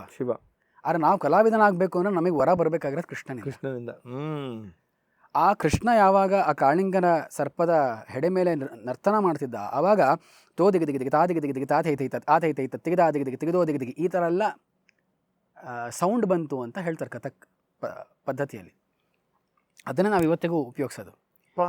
ಅದು ನಮ್ಮ ಇದೆಲ್ಲ ಬರುತ್ತೆ. ತಾಂಡವ ಗತಿ ಮುಂಡನ ಪರ ನಾಚತ ಗಿರಿಧಾರಿ ಪಂ ಪಂ ಪಂ ಪಗ ಪದ ಪದ ಪಂ ಪಂ ಪಂ ಫಣಿ ನೂಪುರ ಬಿನ್ ಬಿನ್ ಬಿನ್ ಬಿನತಿ ಕರತ್ ನಾಗ ಬಿಥೋ ಹಾರಿ ಸನ್ ಸನ್ ಸನ್ ಸನಕಾದಿಪ ನನ್ ನಾರದ ಮುನಿ ಗಂಗ್ ಗಂಗ್ ಗಂಗ್ ಗುಣಿ ಗಂಧರ್ವ ಭಾಜತ್ ದೇತಾಲಿ ಕಿಂಗ್ ಕಿಂಗ್ ಕಿಂಗ್ ಕಿನರ್ ಜಪತ್ ಇನ್ ಇನ್ ಇನ್ ಇಂದ್ರ ಕರತ್ ದಮ್ ದಮ್ ದಮ್ ದೇವ ಶರಣ ಮಂ ಮಂ ಮಂ ಮಹಾದೇವ ಭಂ ಭಂ ಭಂ ಬಲಿ ಹಾರಿ ಧಾಕಡದಾಗ ದುಂಕಡದಾಗ ಘಿನ್ನಡಾನ ಧಾಕಡದಾಗ ದುಂಕಡದಾಗ ಘಿನ್ನಡಾನ ತತ್ತದಕ್ಕಿಟ ಗೆಗೆತಡನ್ನ ಧಾಕಡದಾಗ ದುಂಕಡದಾಗ ಧಾಕಡದಾಗ ದುಂಕಡದಾಗ ಧಾ ಧಾಕಡದಾಗ ದುಂಕಡದಾಗ ಧಾಕಡದಾಗ ದುಂಕಡದಾಗ ಧಾ ಧಾಕಡದಾಗ ದುಂಕಡದಾಗ ಧಾಕಡದಾಗ ದುಂಕಡದಾಗ ಧಾ ಭಲೆ ಈ ಥರ ಎಲ್ಲ ಕವಿತೆಗಳು ಬರುತ್ತೆ. ಇದು ನಮ್ಮ ಮೂಲ ಸೋರ್ಸ್ ಕಥಕ್ಗೆ. ಅದನ್ನು ಕೊಟ್ಟವನು ಕೃಷ್ಣ. ಸೊ ಐಡಿಯಲಿ ಕೃಷ್ಣನೂ ಕೂಡ ಒಂದು ಕಥಕ್ ಡ್ಯಾನ್ಸ್ ಮಾಡ್ತಾ ಕೃಷ್ಣ ವಾಸ್ ಅನ್ ಆರ್ಟಿಸ್ಟ್. ಇನ್ನೊಂದು major difference between Rama and Krishna is this. Correct. Rama ಕಲ್ತಿದ್ದ ಎಲ್ಲವನ್ನು, ಆದರೆ ಕಲಾವಿದನಾಗಿ ಬಂದಿಲ್ಲ ರಾಮ. ಕೃಷ್ಣ ಒಬ್ಬ ಕಲಾವಿದ. ಆ್ಯಂಡ್ ಒಬ್ಬ ಕಲಾವಿದನಿಗೆ ಮಾತ್ರ ಸಾಮಾನ್ಯ ಪ್ರಜೆಗಳ ಜೊತೆ ಬೆರೆಯೋಕ್ಕಾಗೋಕ್ಕೆ ಸಾಧ್ಯ ಇರೋದು. ಅವ್ರ ಜೊತೆ ಹೋಗಿ ಅವರ ಭಾಷೆಯಲ್ಲಿ ಅವರ ಹಾಡನ್ನು ಹಾಡ್ತೀವಿ, ಗೀಯ ಗೀಯ ಹಾಡ್ತೀವಿ. ಇನ್ನೆಲ್ಲೋ ಹೋಗಿ ಸಂಸ್ಕೃತ ಏನೋ ಹಾಡ್ತೀವಿ, ಇನ್ನೆಲ್ಲೋ ಹೋಗಿ ಅರೇಬಿಕ್ ಏನೋ ಹಾಡ್ತೀವಿ. ನಾವು ಯಾವುದೇ ವೆಸಲ್ ಕೊಟ್ಟರು ಒಬ್ಬ ಕಲಾವಿದ ಆ ವೆಸಲಿನ ಶೇಪ್ ಆಗಿಬಿಡ್ತಾನೆ. ಅದೇ ಸೋನು ನಿಗಮ್ ಇಲ್ಲಿ ಬಂದು ಕನ್ನಡ ಹಾಡುಗಳು ಹಾಡ್ತಾರೆ, ಉದಿತ್ ನಾರಾಯಣ್ ಬಂದು ಹಾಡ್ತಾರೆ, ಅರಿಜಿತ್ ಸಿಂಗ್ ಯಾವುದೋ ಬೇರೆ ಭಾಷೆಗಳು ಹಾಡ್ತಾರೆ. ಎಲ್ಲ ಭಾಷೆಯನ್ನು ಹಾಡೋಕ್ಕೆ ಸಾಧ್ಯ, ಒಬ್ಬ ಕಲಾವಿದನಿಗೆ ಮಾತ್ರ ಸಾಧ್ಯ. See, Rama was more of a ರಾಜ ಆಗಿರೋದು. ಇವನು he was a king maker. ಇವನು ಕ್ಷತ್ರಿಯನೇ, ರಾಜನಾಗೋ ಕೆಪಾಸಿಟಿ ಎಲ್ಲ ಇತ್ತು, ಎಂದೂ ರಾಜನಾಗಲಿಲ್ಲ. ನಿಜವಾದ ವೈರಾಗ್ಯ ಯಾರೆಲ್ಲ ನೋಡಬೇಕು ಅಂದರೆ ಅದು ಕೃಷ್ಣನಲ್ಲೇ ನೋಡೋಕ್ಕೆ ಸಾಧ್ಯ. ನಿಜವಾದ ಬ್ರಹ್ಮಚರ್ಯ ಯಾರನ್ನ ನೋಡಬೇಕು ಅಂದರೆ ಅದು ಕೃಷ್ಣನಲ್ಲಿ ನೋಡೋಕ್ಕೆ ಸಾಧ್ಯ. ಸೊ ಅವನು, ಅದು ಕಾಳಿಂಗದ ಅರ್ಥ. ಮುಂದಿನ ಒಂದು ಎಪಿಸೋಡ್ ಗೋವರ್ಧನ, ಮತ್ತೊಂದು ಅದ್ಭುತವಾದ ಅರ್ಥ. ಅದನ್ನು ಯಾವ ಹಿನ್ನೆಲೆಯಲ್ಲಿ ನೋಡಬೇಕು. ಹೋದ ಒಬ್ಬ ಮಗು ಒಂದು ಬೆಟ್ಟವನ್ನು ಎತ್ತಿಡ್ದ, ಸಾಧ್ಯವಾ ಅಂತ ನಾವು ಯೋಚನೆ ಮಾಡ್ತೀವಿ. ಸಾಧ್ಯಪ್ಪ, ಯಾಕಂದರೆ ನೀನು ಫೇತಿಂದ ಯೋಚನೆ ಮಾಡಿದ್ರೆ ಆ ಪರ್ವತ ಎತ್ತಿ ಆ ಒಂದು ನದಿಗೆ ಹಾಕಬೇಕು ಅಥವಾ ಸರೋವರಕ್ಕೆ ಹಾಕಬೇಕು, ಸಮುದ್ರಕ್ಕೆ ಹಾಕಬೇಕು ಅಂದರೆ ಆ ಪರ್ವತ ಹಾರಿ ಹೋಗುತ್ತೆ. ಅಲ್ಲಿಂದನೇ ಫೇತ್ ಕ್ಯಾನ್ ಮೂವ್ ಮೌಂಟೇನ್ಸ್ ಅಂತ ಬಂದಿರೋದು. ಫೇತ್, ಆ ಫೇತಿನ ರೂಪ, ಸಂಪೂರ್ಣ ಫೇತಿನ ರೂಪ ಯಾರು ಅಂದರೆ ಅದು ಕೃಷ್ಣ. ಫಿಸಿಕಲಿ ಎತ್ತದ್ನೋ ಇಲ್ವೋ ಸೆಕೆಂಡ್ರಿ. ಆ ಗೋವರ್ಧನ ಲೀಲೆಯ ಅರ್ಥ ಏನು? ಇಂದ್ರ ಮಹಾಯಾಗ, ಇಂದ್ರ ಧ್ವಜ ಉತ್ಸವ ಅಂತ ಎಲ್ಲ ಕಡೆ ಬರುತ್ತೆ. ವೇದದಲ್ಲಿ ಬರುವ ಇಂದ್ರನೇ ಕೃಷ್ಣ. ವೇದದಲ್ಲಿ ಬರುವ ಇಂದ್ರನೇ ಕೃಷ್ಣ. ವೇದದಲ್ಲಿ ಬರುವ ಪ್ರಜಾಪತಿಯೇ ಬ್ರಹ್ಮ. ವೇದದಲ್ಲಿ ಬರುವಂತಹ ವರುಣನೇ ರುದ್ರ ಅಂತ ಹೇಳ್ತಾರೆ, ಶಿವ ಅಂತ ಹೇಳ್ತಾರೆ. ಈ ಕೃಷ್ಣ ಏನಕ್ಕೆ ಆ ಒಂದು ಇಂದ್ರ ಮಹಾಯಾಗವನ್ನು ನಿಲ್ಲಿಸ್ದ ಅಂದರೆ, ಕ್ರಮೇಣ ಏನಾಗುತ್ತೆ, ನಮಗೆ ಯಾವುದೋ ಒಂದು ಪದ್ಧತಿ ಕೊಡ್ತಾರೆ. ಏನು ಪದ್ಧತಿ ಇದು? ಇಂದ್ರ ನಮಗೆ ವೆಜಿಟೇಷನ್ ಕೊಡ್ತಾನೆ, ಕಲ್ಟಿವೇಷನ್ ಕೊಡ್ತಾನೆ, ಮಳೆ ಆಗುತ್ತೆ, ಬೆಳೆ ಆಗುತ್ತೆ, ಪ್ರಕೃತಿಯನ್ನು ಕೊಡ್ತಾನೆ ನಮಗೆ. ಆ ಪ್ರಕೃತಿ ನಮಗೆ ಬಂದಿರೋದು ಇಂದ್ರನಿಂದ. ಹೀಗಾಗಿ ನಮ್ಮ ಕೃತಜ್ಞತೆಯನ್ನು ನಾವು ಅರ್ಪಿಸಬೇಕು ಇಂದ್ರನಿಗೆ. ಅದು ಮೂಲ ಒಂದು ಉದ್ದೇಶ. ಆ ಮೂಲ ಉದ್ದೇಶ ಹೋಗಿ, ಇವಾಗ ನಾನು sorry I am giving this example, but ಗಣಪತಿಯನ್ನು ಪೂಜೆ ಮಾಡಬೇಕು. ವಿಶ್ವಂಭರ ಮೂರ್ತಿಯಾದಂಥ ಗಣಪತಿಯನ್ನು ಪೂಜೆ ಮಾಡಬೇಕು. ಅಗ್ರ ಪೂಜೆ ಅಧಿಪತಿ. ಆ ಗಣಪತಿಯ ಪೂಜೆ ಪಾಪ ಎಲ್ಲೋ ಪಂಡಾಲಲ್ಲಿ ಸಣ್ಣದ ಗಣಪತಿಯನ್ನು ಕೂಡಿಸ್ಬಿಟ್ಟು ಇಲ್ಲಿ ಆರ್ಕೆಸ್ಟ್ರಾ ಮಾಡಿಕೊಂಡು, ಇಲ್ಲಿ ರಮ್ ಜಮ್ ಅಂತ ಡ್ಯಾನ್ಸ್ ಮಾಡಿಕೊಂಡು ಹಾಡಿಕೊಂಡು, ಅಲ್ಲಿ ಪಾಪಿ ಕಲಿಗಾಲ ಕೆಟ್ಟು ಹೋಯ್ತಯ್ಯ ಅಂತ ಹಾಡು ಹಾಕ್ಕೊಂಡು, ಅಥವಾ ಶಿವರಾತ್ರಿಯಲ್ಲಿ ಶಿವನ ಧ್ಯಾನವನ್ನು ಮಾಡಬೇಕಾಗಿರೋಂಥ ಶಿವರಾತ್ರಿಯಲ್ಲಿ ಕುಡ್ಕೊಂಡು, ನಾನೇ ನೋಡಿದ್ದೀನಿ ಹರಿಹರನ್ ಅವ್ರ ಪರ್ಫಾರ್ಮೆನ್ಸ್. ನಾನು ಹೇಳೋಕ್ಕೋಗಲ್ಲ, ಹರಿಹರನ್ ಅವ್ರ ಪರ್ಫಾರ್ಮೆನ್ಸ್ ನಮ್ಮ ಪರ್ಫಾರ್ಮೆನ್ಸ್ ಇತ್ತು. ಹರಿಹರನ್ ಅವ್ರಿಗೆ ಎಂತೆಂಥ ಮಾತುಗಳು ಆಡ್ಬಿಟ್ರು ಅಂದರೆ, ಕುಡ್ದಿರೋ ಜನ. ಇದು ಶಿವರಾತ್ರಿ, ಹೇಗಿರ್ಬೇಕು ಶಿವರಾತ್ರಿಯಲ್ಲಿ? ಇದೇ ಆಗಿದ್ದು ಇಂದ್ರ ಓಹೋ. So will have to read between the lines. Krishna ಸುಮ್ಮನೆ ಏನೂ ಮಾಡಿಲ್ಲ ಯಾವತ್ತು. ಏನೋ ಮಾಡಿದ್ರೆ ಅದಕ್ಕೇನೋ ಉದ್ದೇಶ ಇರಲೇಬೇಕು. ಅವನು ಹೇಳ್ತಾನೆ, ನೋಡ್ರಪ್ಪ, what is the purpose of it, what is the soul of this? ಪ್ರಕೃತಿಯ ಪೂಜೆ. ಪ್ರಕೃತಿಯ ಪೂಜೆ ಮಾಡೋಕೆ ಪ್ರಕೃತಿಗೆ ನೀವು ಮೋಸ ಮಾಡ್ತಾಯಿದ್ರೆ ಆ ಹಸುಗಳನ್ನು ನೋಡ್ಕೋಬೇಕು. ಆ ಹಸುಗಳನ್ನ ಯು ಕಾಂಟ್ ಎಕ್ಸ್ಪ್ಲಾಯ್ಟ್ ಮೋರ್. ಕಂಸನಿಗೆ ಬೇಕು ಅಂತ ನೀವು ಪಾಪ ಅದು ಎಷ್ಟು ಕೊಡುತ್ತೋ ಕರುಗಿಲ್ದಿರೋ ಹಾಲಿಗೆ ತೊಗೊಂಡು ಕಂಸನಿಗೆ ಕೊಡೋದ್ರಿಂದ ಪ್ರಕೃತಿ ಹಾಳು ಮಾಡ್ತಾ ಇದ್ದೀರಾ. ನೀವು ಪ್ರಕೃತಿಯನ್ನು ಪೂಜಿಸಿ. ಈ ಇಂದ್ರನ ನೀವು ಪೂಜೆ ಮಾಡಲಿಲ್ಲ ಅನ್ನೋ ಚಿಂತೆ ಇಲ್ಲ, ಬೇಕಾಗಿಲ್ಲ. ನಾನು ಹೇಳ್ತೇನೆ, ನನ್ನ ಮಾತು ಕೇಳಿ. ಗೋವರ್ಧನ ಪೂಜೆ ಮಾಡಿ, ನಮ್ಗೆ ಆ ಬೆಟ್ಟದಿಂದನೇ ಮೋಡಗಳು ನಿಂತು ನಮಗೆ ಮಳೆ ಬರೋದು. ಆ ಬೆಟ್ಟದಲ್ಲಿ ಮರಗಳಿದ್ದರೆ ಮಾತ್ರ ಬೆಟ್ಟ ನಿಲ್ಲೋದು. ಮರಗಳಿದ್ದರೆ ಪ್ರಾಣಿಗಳಿರೋದು. ಆ ಪ್ರಾಣಿಗಳು ಸುರಕ್ಷವಾಗಿದ್ದಾರೆ ಅಂದರೆ ನಾವು ಸುರಕ್ಷವಾಗಿದ್ದೀವಿ ಅಂತ. So he diverts it. ಅಂದರೆ ಮರ್ತಿದ್ದನ್ನು ಪುನಃ ನಾಪಿಸ್ದ ಅಷ್ಟೇ. ಮರ್ತಿದ್ದನ್ನು ಪುನಃ ನಾಪಿಸ್ದ. ಅದನ್ನು ಇಂದ್ರ ತನ್ನ ಈಗೋಗಿ ತಗೋತಾನೆ ಅಂತ. ಇಲ್ಲಿ ನಾವೇನು 7 ದಿನಗಳ ಕಾಲ ಅವನು ಮಳೆ ಸುರಿಸ್ದ. ಕೃಷ್ಣ ತನ್ನ ಕಿರಿಬೆರಳಲ್ಲಿ ಗೋವರ್ಧನ ಪರ್ವತವನ್ನು ಎತ್ಕೊಂಡು, ನೀನು ಇಷ್ಟೇ ನನ್ನ ಕಿರಿಬೆರಳಿಗೆ ಸಮಾನ ಅಂತ ತೋರಿಸ್ದ. ಇಂದ್ರ ವರ್ಸಸ್ ಉಪೇಂದ್ರ. ಮಧ್ವಾಚಾರ್ಯರು ಹೇಳ್ತಾರೆ, ಉಪೇಂದ್ರ ಅಂದರೆ ಸಾಮಾನ್ಯವಾಗಿ ಅಂದರೆ ಉಪನಿರ್ದೇಶಕರು, ಅಸಿಸ್ಟೆಂಟ್ ಅಂತ. ಆದರೆ ಮಧ್ವಾಚಾರ್ಯ ಹೇಳ್ತಾರೆ, ಇಂದ್ರಾತ್ ಉಪರಿ, ಇಂದ್ರನ ಮೇಲಿರೋನು ಯಾರೋ ಅಂದರೆ ಅವನೇ ಉಪೇಂದ್ರ ಅಂತ. ಅದೇ ಕೃಷ್ಣ ಅಂತ. So you mean to say 7 ದಿವಸಗಳ ಕಾಲ ಇಂದ್ರ ಮಳೆನ ಸುರಿಸ್ತಾನೆ, 7 ದಿವಸಗಳ ಕಾಲನೂ ಹಿಡ್ಕೊಂಡು ನಿಂತಿರ್ತಾನೆ ಕೃಷ್ಣ. ನಿನಗೇನು ಮಾಡೋಕ್ಕಾಗಲ್ಲ. ಆದರೆ ಇದರ ಅರ್ಥ, ನಿಜವಾದ ಅರ್ಥ ಏನು ಅಂದರೆ, ಇಂದ್ರ ಇಂದ್ರಿಯಗಳಿಗೆಲ್ಲ ಒಡೆಯ. ನಮ್ಮ ಪಂಚ ಜ್ಞಾನೇಂದ್ರಿಯಗೆ, ಕರ್ಮೇಂದ್ರಿಯಗಳಿಗೆಲ್ಲ ಅವನು ಒಡೆಯ. ನಮಗೇನಾಗುತ್ತೆ, ನಮ್ಮ ಜೀವನದಲ್ಲಿ ನಮಗೆಲ್ಲ ಬರುವಂತಹ ಆಸಕ್ತಿ ಏನು, ಕಣ್ಣಲ್ಲಿ ಏನೋ ನೋಡ್ತೀವಿ, ಅದು ನನಗೆ ಬೇಕು ಅನ್ಸುತ್ತೆ. ಯಾವುದೋ ಕ್ಯಾಮ್ರಾ ನೋಡ್ತೀವಿ, ಆ ಕ್ಯಾಮ್ರಾ ಬೇಕು ಅನ್ಸುತ್ತೆ. ಕಿವಿಲಿ ಏನೋ ಕೇಳ್ತೀವಿ, ಆಹಾ ಎಷ್ಟು ಚೆನ್ನಾಗಿದೆ ಟ್ಯೂನ್, ಇನ್ನೂ ಕೇಳಬೇಕು ಅಂತ ಹೋಗ್ತೀವಿ. ಮೂಗಲ್ಲಿ ಒಂದು ಒಳ್ಳೆ ಪರಿಮಳ ಬರುತ್ತೆ, ಯಾರೋ ಒಳ್ಳೆ ಪಾಯಸ ಹೋಳಿಗೆ ಮಾಡಿರ್ತಾರೆ, ಹೋಗಿ ತಿನ್ನಬೇಕು ಅಂತ ಅನ್ಸುತ್ತೆ. ನಾಲಿಗೆ ರುಚಿ, ಅಗೇನ್ ಸ್ಕಿನ್, ಯಾವುದೋ ಒಂದು ಸ್ಪರ್ಶ, ಇದೇನೋ ಚೆನ್ನಾಗಿದೆ, ಯಾವುದೋ ಒಂದು ಸಿಲ್ಕ್ ಬೇಕು ನನಗೆ, ಯಾವುದೋ ವೆಲ್ವೆಟ್ ಬೇಕು ಅನ್ಸುತ್ತೆ. ಇದೆಲ್ಲವನ್ನ ಕಂಟ್ರೋಲ್ ಮಾಡೋದು ಯಾರು ಅಂದರೆ ಇಂದ್ರಿಯಗಳ ಅಭಿಮಾನಿಯಾದಂಥ ಇಂದ್ರ. ಬ್ಯೂಟಿಫುಲ್. ಓಕೆ, ಆ ಇಂದ್ರ ಈ ಎಲ್ಲ ಇಂದ್ರಿಯಗಳ ಎಲ್ಲ ಕಡೆ ನನ್ನ ತೊಗೊಂಡು ಹೋಗಿ ನನಗೆ ಅದು ಬೇಕು, ಇದು ಬೇಕು, ಅದು ಬೇಕು, ಇದು ಬೇಕು ಅಂದಾಗ, ಅದೆಲ್ಲ ಬೇಡ, ಅದನ್ನು ಮೀರಿ ನಾನು ನಿಂತ್ಕೋತೀನಿ ಅಂತ ಗೋವರ್ಧನ ಅಂದರೆ ಮೇರುದಂಡ, ಅಗೇನ್ ಸ್ಪೈನಲ್ ಕಾರ್ಡ್ ಇಸ್ಕೊಂಡು ಮೇರುದಂಡ, ಅದು ಕೂತ್ಕೊಂಡು ಸ್ಟ್ರೈಟ್ ಆಗಿದ್ದರೆ 7 ದಿನಗಳ ಕಾಲ, ಅಂದರೆ 7 ದಿನ ಅಂದರೆ 7 ಚಕ್ರಗಳು. ಮೊದಲನೇ ದಿನ ಮೊದಲನೇ ಚಕ್ರ, ಕೊನೆಯ ದಿನ ಸಹಸ್ರಾರ ಚಕ್ರದ ತನಕ ಸತತವಾಗಿ ಮಳೆ. ಅದು ಎಂತಹ ಅಂದರೆ ರೈನಿಂಗ್ ಕ್ಯಾಟ್ಸ್ ಆ್ಯಂಡ್ ಡಾಗ್ಸ್ ಅಂತಾರಲ್ಲ, ಆ ಥರ ಪ್ರಳಯ ಮಾಡಿಬಿಟ್ಟ ಇಂದ್ರ. ಎಂತೆಂತಹ ಒಂದು ಮೋಹ ಇರ್ಬೋದು, ಎಂತೆಂತಹ ಒಂದು ಅಟ್ರಾಕ್ಷನ್ಸ್ ಬಂದರೂ ಕೂಡ ಎಲ್ಲವನ್ನು ಲೆಕ್ಕಿಸದೆ ತನ್ನ ಕಿರಿಬೆರಳಲ್ಲಿ ಗೋವರ್ಧನವನ್ನು ಹಿಡಿದು ನಿಂತ ಕೃಷ್ಣ ಅಂದರೆ he won over his senses ಅಂತ. ಇದು ಅದರ ಉದ್ದೇಶ. ಭಾಗವತದಲ್ಲಿ ನಾವು ಹಿಂಗೆ ಓದ್ಬೇಕು ಭಾಗವತವನ್ನು. ಸೇಮ್ ಗೋಸ್ ವಿತ್ ಜಲಕ್ರೀಡೆ. ಯಾಕೆ ಕೃಷ್ಣ, ಏನಪ್ಪ ಹಿಂಗೆಲ್ಲ ಕೃಷ್ಣ ಬಟ್ಟೆ ಎಲ್ಲ ಕದಿತಾನೆ, ಯಾಕೆ ಕದ್ದ? ಶಾಸ್ತ್ರ ಹೇಳುತ್ತೆ, ನೀವು ನದಿಯಲ್ಲಿ ಸ್ನಾನ ಮಾಡುವಾಗ ಸಂಪೂರ್ಣ ನಗ್ನರಾಗಿ ಸ್ನಾನ ಮಾಡಬೇಡಿ ಅಂತ. ಆಮೇಲೆ ಅವರೆಲ್ಲ ಕೃಷ್ಣ ವಾಸ್ ವಾಟ್ ಪೌಗಂಡ ವಯಸ್ಸು, ಹಿ ವಾಸ್ ಬಿಟ್ವೀನ್ 5 to 10. ಅವಾಗ ಏನಾಗುತ್ತೆ ಒಬ್ಬ ಹುಡುಗನಿಗೆ, ನೀವು ಹುಡುಗ ನಾನು ಒಬ್ಬ ಹುಡುಗ, ನಮಗೆ ಗೊತ್ತು ಬಯಾಲಜಿ ಏನು ಪಾಪ, ಆ ಹುಡುಗನನ್ನು we can't compare him to 21 year old. Absolutely, and you can do that also. Correct. So ಅವರು ಕಾತ್ಯಾಯನಿ ವ್ರತ ಅಂತ ಮಾಡ್ತಿರ್ತಾರೆ. ತಾಯಿ ಕಾತ್ಯಾಯನಿ ಯಾರು ಅಂದರೆ ಶಿವನ ಹೆಂಡತಿ ಪಾರ್ವತಿ. ಅವಳನ್ನು ಕುರಿತು ವ್ರತ ಮಾಡ್ತಿರ್ತಾರೆ. ಏನು ವ್ರತ? ಕೃಷ್ಣ ನಮ್ಮ ಗಂಡನ ಆಗಲಿ, ನಾವು ಕೃಷ್ಣನಿಗೆ ನಮ್ಮನ್ನು ಸಮರ್ಪಿಸ್ಕೋಬೇಕು ಅನ್ನುವಂಥ ವ್ರತ. ಆ ವ್ರತ ಮಾಡುವಾಗ ಯಮುನೆಯಲ್ಲಿ ಸ್ನಾನ ಮಾಡ್ತಿದ್ದಾರೆ ಅವರು. ಕೃಷ್ಣ ಒಲ್ದ. ಅವ್ರು ಏನು ಕೇಳಿದ್ದು? ಕೃಷ್ಣನಿಗೆ ನಮ್ಮನ್ನು ಸಮರ್ಪಣೆ ನಾವು ಮಾಡ್ಕೋಬೇಕು ಅಂತ.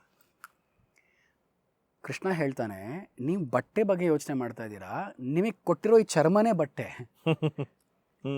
ನನಗೆ ಅದನ್ನು I can see through that. ನನಗೆ ಬೇಕಾಗಿರೋದು ನಿಮ್ಮ ಅಂತಃಕರಣ, ಶುದ್ಧವಾದ ಅಂತಃಕರಣ. ನಿಮ್ಮ ಒಳಗೊಬ್ಬ ಆತ್ಮ ಅಂತಿದ್ದಾನಲ್ಲ, ಅವನು ನನಗೆ ಬೇಕಾಗಿರೋದು, ಈ ನಿಮ್ಮ ದೇಹ ಅಲ್ಲ. ಅದರ ಸಮರ್ಪಣೆ ಮಾಡಿ ಅನ್ನುವಂಥ ಭಾವವನ್ನು ಸೂಚಿಸುವುದು ಈ ಜಲಕ್ರೀಡೆಯ. ಅವನು ಬಟ್ಟೆ ಕದ್ದಿದ್ದು, ಅವರೆಲ್ಲ ನಮಸ್ಕಾರ ಮಾಡಿ ಸಮರ್ಪಣೆ ಆಗಿದ್ದು ಅಂತ. ಇದು ಜಲಕ್ರೀಡೆ ಆಯಿತಾ. ಮಹಾರಾಸ ಅನ್ನೋದೇನು? ರಸ, ಎಂಜಾಯ್ಮೆಂಟ್ ಅಟ್ ಇಟ್ಸ್ ಪೀಕ್. ಅದೇನು ಆ ಎಂಜಾಯ್ಮೆಂಟ್ ಬರೋದು ಎಲ್ಲಿ ನಿಮಗೆ? ಆ ಎಂಜಾಯ್ಮೆಂಟ್ ಬರೋದು ನಿಮಗೆ ನೃತ್ಯದಲ್ಲಿ ಸಂಗೀತದಲ್ಲಿ ಮಾತ್ರ. ಅಬ್ಸಲ್ಯೂಟ್ಲಿ. ಖುಷಿಯಾಗಿ ನೃತ್ಯ ಮಾಡಿಕೊಂಡು ಹಾಡಿಕೊಂಡು ಡ್ಯಾನ್ಸ್ ಮಾಡ್ಕೊಂಡಿದ್ದಂಥವ್ನು ಕೃಷ್ಣ. ಅವನ ಜೊತೆ ಎಲ್ಲ ಸೇರಿ ಡ್ಯಾನ್ಸ್ ಮಾಡಿದ್ರು. ಇವತ್ತಿಗೂ ಕೂಡ ಕುಂಡಲಿನಿ ಜಾಗೃತ ಮಾಡಬೇಕು ಅಂದರೆ ಓಶೋ ಅಂಥವರೆಲ್ಲ 20 ನಿಮಿಷ 30 ನಿಮಿಷ ಡ್ಯಾನ್ಸ್ ಮಾಡಿಸ್ತಾರೆ. ಅದಾದಮೇಲೆ ಕೂತ್ಕೊಂಡು ಮೆಡಿಟೇಷನ್ ಮಾಡಬೇಕು ಅಂತಾರೆ. ಎಷ್ಟೋ ಸ್ಕೂಲ್ಸ್ ಇದೆ ಆ ಥರ ಮಾಡೋದು. ಇಸ್ ದಟ್ ದ ರೀಸನ್ ಎಷ್ಟೊಂದು ಆ್ಯಕ್ಚುಲಿ ಮೆಡಿಟೇಷನ್ ಸೆಂಟರ್ಸ್ಗಳು? ಬಿಕಾಸ್ ನಿಮ್ಮ ಶಕ್ತಿ ಏನಿದೆ that flows from the sacrum, tail ಬೋನಿಂದ ಮೇಲೆ ಹೋಗುತ್ತದು. ಅದಕ್ಕೋಸ್ಕರನೇ ಅದನ್ನು ಆಕ್ಟಿವೇಟ್ ಮಾಡಬೇಕು ಅಂತಲೇ ಯೋಗದಲ್ಲಿ ರಾಕಿಂಗ್ ದ ಬೇಬಿ ಅಂತ ಮಾಡ್ತಾರೆ. ಕಾಲಿಂಗ್ ಹಿಡ್ಕೊಂಡು ಮಗುವನ್ನು ಆಡಿಸೋ ಥರ ಆಸನಗಳು, ಅನಂತಾಸನ, ಕೂರ್ಮಾಸನ ಎಲ್ಲ ಮಾಡ್ತಾರಲ್ಲ, ಇದೆಲ್ಲ ಮಾಡೋದೇ ಅದಕ್ಕೋಸ್ಕರ. ಅದೇ ಮಹಾರಾಸ್ ಅದು. ಬೆಣ್ಣೆ ಕದ್ದ ಅವನೊಬ್ಬ ಕಳ್ಳ, ಅವನಿಗೆ ಬೆಣ್ಣೆ ಕಟ್ಕೊಂಡು ಏನಾಗಬೇಕು? ಅವನ ಮನೆಯಲ್ಲೇ ಸಾಕ್ಷಾತ್ ಯಶೋದೆ ಅಷ್ಟು ಹಾಲು ಕರೆದು ಬೆಣ್ಣೆ ಮಾಡ್ಕೊಳ್ತಾ ಇರ್ಬೇಕು. ಆ ಬೆಣ್ಣೆನೂ ಏನು ಹಾಲು ಮೊಸರಾಗಿ ಕಡದಂಥದ್ದು. ಅಂದರೆ ಭಕ್ತಿಯಿಂದ ಪರಿಪಕ್ವವಾದಂಥ ಮೊಸರನ್ನು ಕರ್ಮ ಅನ್ನುವಂತಹ ಕೋಲಿಂದ ಕಡಿದು ಕಡಿದು ಕಡಿದು ಕಡಿದು ಕಡಿದು ನೊರೆ ಬರುತ್ತಲ್ಲ, ಆ ಪ್ರೇಮ ಅದೆಲ್ಲಿರೋದು ಅಂದರೆ ನಮ್ಮ ಹೃದಯದಲ್ಲಿರೋದು. ನಮ್ಮ ಹೃದಯದಲ್ಲಿರುವಂತಹ ಅಂತರಂಗದ ಭಕ್ತಿಯನ್ನೇ ಬೆಣ್ಣೆ ಅನ್ನೋದು. ಇಲ್ಲಿ ಒಂದೊಂದಕ್ಕೂ ಒಂದೊಂದು ಸರೋವರ ಅಂತ ಹೇಳ್ತಾರೆ. ಒಂದು ಇಕ್ಷು ಅಂದರೆ ಒಂದು ಕಬ್ಬಿನ ಸರೋವರ, ಮತ್ತೊಂದು ಕಳ್ಳು ಅಂದರೆ ಹೆಂಡದ ಸರೋವರ, ಮತ್ತೊಂದು ಬೆಣ್ಣೆಯ ಸರೋವರ, ಮತ್ತೊಂದು ಕ್ಷೀರಸಾಗರ. ಈ ಥರ ಒಂದೊಂದು ಸಾಗರಗಳಿದೆ ಅಂತ. ಇದು ಅನಾಹತ ಚಕ್ರದಲ್ಲಿ ಬರೋದು ಬೆಣ್ಣೆಯ ಸಾಗರ. ಆ ಅನಾಹತ ಚಕ್ರದಲ್ಲಿರುವಂತಹ ಭಕ್ತಿಯೇ ಬೆಣ್ಣೆ. ಆ ಬೆಣ್ಣೆಯನ್ನು ಕದ್ದ ಕೃಷ್ಣ ಅಂತ. ಭಾಗವತವನ್ನು ಇದಕ್ಕಾಗಿ ಬರೆದಿದ್ದು ವೇದವ್ಯಾಸರು, ಇತಿಹಾಸಕ್ಕಾಗಿ ಅಲ್ಲ. ಇದನ್ನು ನಾವು ಈ ಥರ ಓದಬೇಕು. ಅವನಿಗೆ ಏನು ಇಷ್ಟಪಡ್ತಾನೆ ಕೃಷ್ಣ? ಸುಧಾಮ ಬಂದ. ಸುಧಾಮ ನಂಗೆ ಇಷ್ಟ ಇಲ್ಲ ತೋರಿಸ್ಕೊಳಕ್ಕೆ, ಯಾಕಂದ್ರೆ ನಮಗೆ ಹಿಂಸೆ. ಅಲ್ಲಿ ಗೋಪಿಕೆಯರು ಏನು ಮಾಡಿದ್ರು ಅದೇ ಸುಧಾಮ ಮಾಡಿದ್ದು. ಅವ್ರಿಗೂ ಅಲ್ಲಿ ಕಷ್ಟ, ನಾವು ಸ್ನಾನ ಮಾಡ್ತೀವಿ, ನೀವು ಹೋಗು ಅಂತ. ಅಂದರೆ ನಾವು ಪ್ರಕಟಪಡಿಸಲ್ಲ, ವ್ಯಕ್ತಪಡಿಸಲ್ಲ. ಭಕ್ತ ಯಾವಾಗಲೂ ವ್ಯಕ್ತಪಡಿಸ್ಬೇಕು, ಕಂಪ್ಲೀಟ್ ಸರೆಂಡರ್ ಇರಬೇಕು. ಸುಧಾಮನಿಗೆ ಕುಚೇಲ ಅಂತ, ಅವನಿಗೆ ವ್ಯಕ್ತಪಡಿಸೋಕ್ಕಾಗಲ್ಲ. ಅಲ್ಲಿ ಇಲ್ಲಿ ಬೇಡಕ್ಕೆ ತಂದಿದ್ದಂಥ ಒಂದು ಅವಲಕ್ಕಿ ಅವನಿಗೆ ಕೃಷ್ಣನ ರಾಜವೈಭೋಗ ನೋಡಿ, ನಾನು ಇದನ್ನು ಹೆಂಗೆ ಕೊಡಲಿ ಕೃಷ್ಣನಿಗೆ, ಇದನ್ನು ನಾನು ತೋರಿಸ್ಬಾರ್ದು ಅಂತ ಹಿ ಹೈಡ್ಸ್ ಇಟ್. ನಾವು ಯಾವಾಗ ಮುಚ್ಚಕ್ಕೆ ಪ್ರಯತ್ನ ಪಡ್ತೀವಿ ಅದನ್ನು ಬೆಚ್ತಾನೆ ಕೃಷ್ಣ. ಆ ಸುಧಾಮನಿಂದ ಕಿತ್ಕೋತಾನೆ ಅವಲಕ್ಕಿಯನ್ನು. ಕಿತ್ಕೊಂಡು 3 ಸತಿ ತಿಂದ. ಮೊದಲನೇ ಸತಿ ತಿಂದ ಅವನ ಸಂಪೂರ್ಣ ಸಂಪತ್ತು ಅವನಿಗೆ ಹೋಯ್ತು ಅಂತ. 2ನೇ ಸತಿ ತಿಂದ ತಕ್ಷಣ ಕೃಷ್ಣನ ಸಂಪೂರ್ಣ ಶಕ್ತಿ ಹೋಯ್ತು. 3ನೇ ತಿಂದರೆ ನಾವೆಲ್ಲ ಹೋಗ್ಬಿಡ್ತೀವಿ ಅಂತ ನಿಲ್ಲಿಸಿದ್ಲು ರುಕ್ಮಿಣಿ ಅಂತ ಬರುತ್ತೆ. ಗೋಲೋಕನೇ ಹೋಗ್ಬಿಡುತ್ತೆ, ದಯವಿಟ್ಟು ತಿನ್ಬೇಡ ಅಂತ. ಅಂದರೆ ಇದು ಪುರಾಣದ ಕತೆ. ಆದರೆ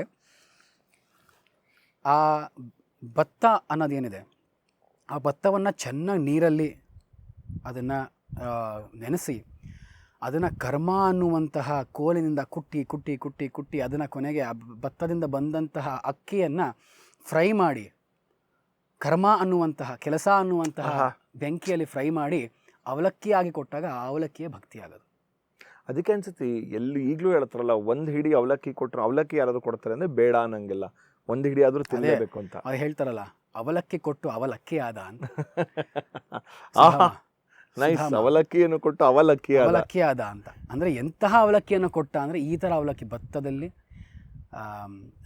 ಭಕ್ತಿ ಎನ್ನುವಂತಹ ಒಂದು ನೀರಲ್ಲಿ ಇದಾಗಿ, ಆ ಬೆಂಕಿ ಅನ್ನುವಂತಹ ಇದರಲ್ಲಿ ಕೋಲು ಅನ್ನುವಂತಹ ಕರ್ಮದಲ್ಲಿ ಹೊಡೆಸ್ಕೊಂಡು, ಬೆಂಕಿ ಅನ್ನುವಂತಹ ಅಹಂಕಾರವನ್ನು ತೆಗೆಯುವಂತಹ ಬೆಂಕಿಯಲ್ಲಿ ಬೆಂದು, ಆನಂತರ ಪರಿಪೂರ್ಣವಾದ ಶುದ್ಧವಾದ ಅಂತಃಕರಣದಿಂದ ಮೂಡಿದಂಥ ಭಕ್ತಿಯನ್ನು ಕೃಷ್ಣನಿಗೆ ಅರ್ಪಿಸಿದ.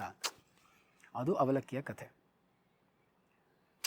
ಒಂದೊಂದು ಕೃಷ್ಣನದು ಈ ಥರ. ಕಂಸನನ್ನು ಕೊಲ್ಲುವಾಗ 13 ವರ್ಷ ವಯಸ್ಸು.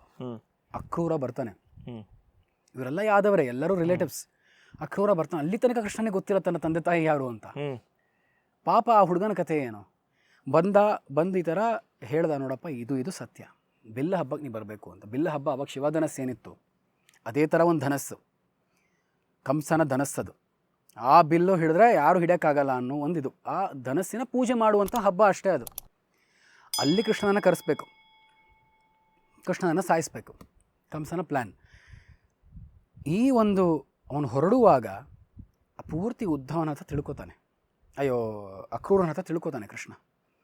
ನಿಜವಾದ ಸತ್ಯ ಏನು, ನನ್ನ ತಾಯಿ ತಂದೆ ಎಲ್ಲಿದ್ದಾರೆ ಎಲ್ಲ ಹೇಳ್ತಾನೆ ಅಕ್ರೂರ. ಏನಾಗಿರ್ಬೇಡ ಕೃಷ್ಣನಿಗೆ, 13 ವರ್ಷದ ಬಾಲಕನಿಗೆ. ಅದಾದಮೇಲೆ ಹೊರಡಬೇಕು ಅಂದರೆ ಈ ಗೋಪಿಕೆಯರು ಬಿಡ್ತಿಲ್ಲ. ಅವ್ನು ಹೇಳ್ತಾನೆ, ಇಲ್ಲ ನಾನು ಒಂದೇ ಒಂದು ದಿನ ಬಿಲ್ ಹಬ್ಬ ಮುಗಿಸಿ ಹೀಗೆ ಬಂದ್ಬಿಡ್ತೀನಿ ಅಂತ ಹೇಳ್ತಾನೆ, ಸುಳ್ಳು ಹೇಳ್ತಾನೆ ಕೃಷ್ಣ.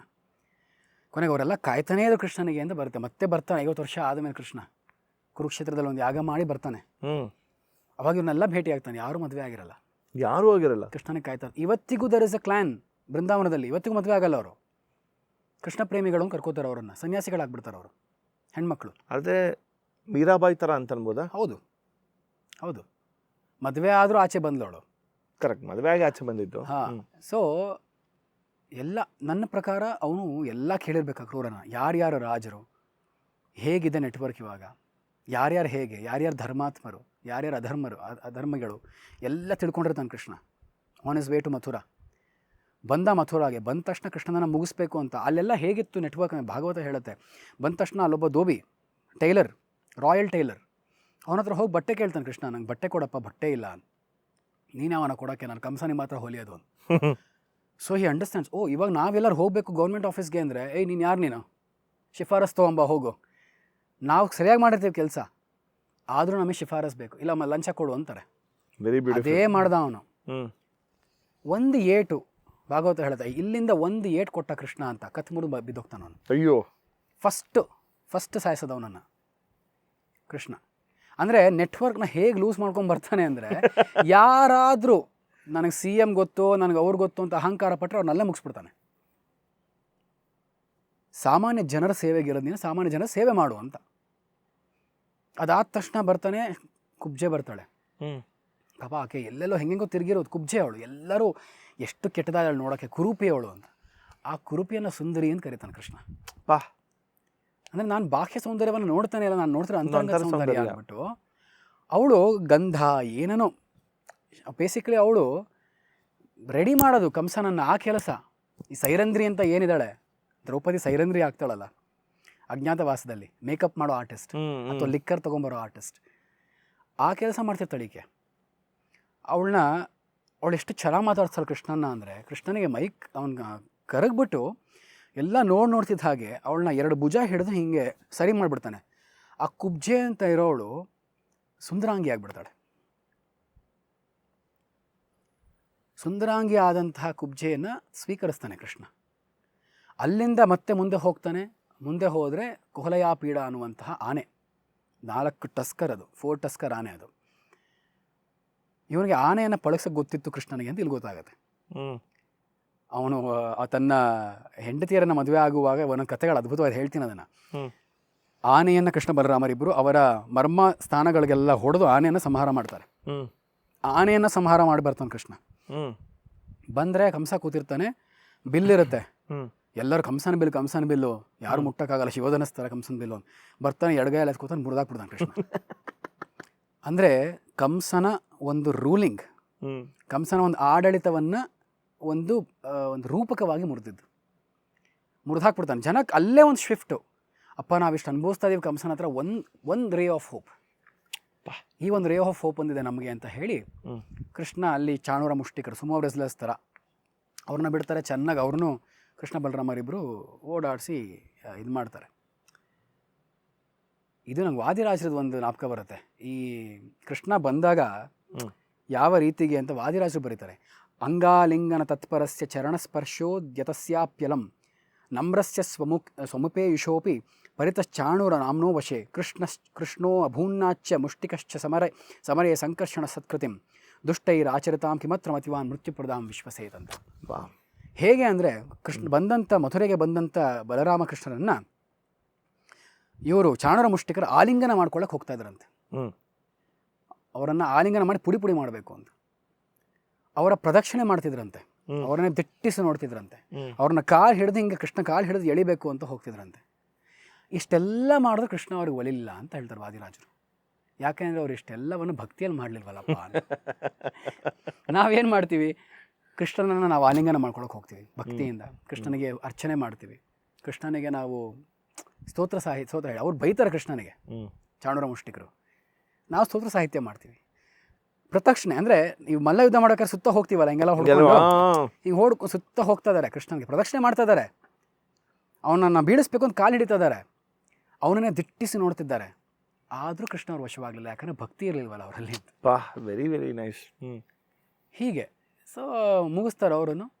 ಮುಗಿಸಿ ಒಂದೇ ಒಂದು ಹಪ್ಪಳ ಹಾರಿ ಒಂದು ಎದೆ ಕೊಡ್ತಾನೆ, ಕಂಸ ಹೋಗ್ತಾನೆ.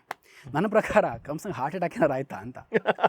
ಯಾಕಂದರೆ ಚಿಕ್ಕ ವಯಸ್ಸಿಂದ ಇವನು ಮಾಡಿದಂಥ ಕೆಲಸಗಳು ಕೇಳಿ ಅರ್ಧ ಹೆದರಿದ್ದ, ಸತ್ತೋಗಿದ್ದ ಆಗಲೇ. ಇನ್ನು ಕೃಷ್ಣ ತನ್ನ ಮುಂದೆನೇ ಪ್ರತ್ಯಕ್ಷವಾಗಿ ಮಾಡೋದು ನೋಡಿ ಇವನಿಗೆ ಭಯ ಆಗಿರುತ್ತೆ. ಇವನು ಹೋಗಿ ಪಾಪ ಸಿಕ್ಕಾಕೊಂಡಿರುವಂತಹ ಅಲ್ಲಿ ಆಂಜಿಯೋಪ್ಲಾಸ್ಟಿ ಎಲ್ಲ ಆಗಿರೋದನ್ನ ಹೊಡೆದ ಕೃಷ್ಣ.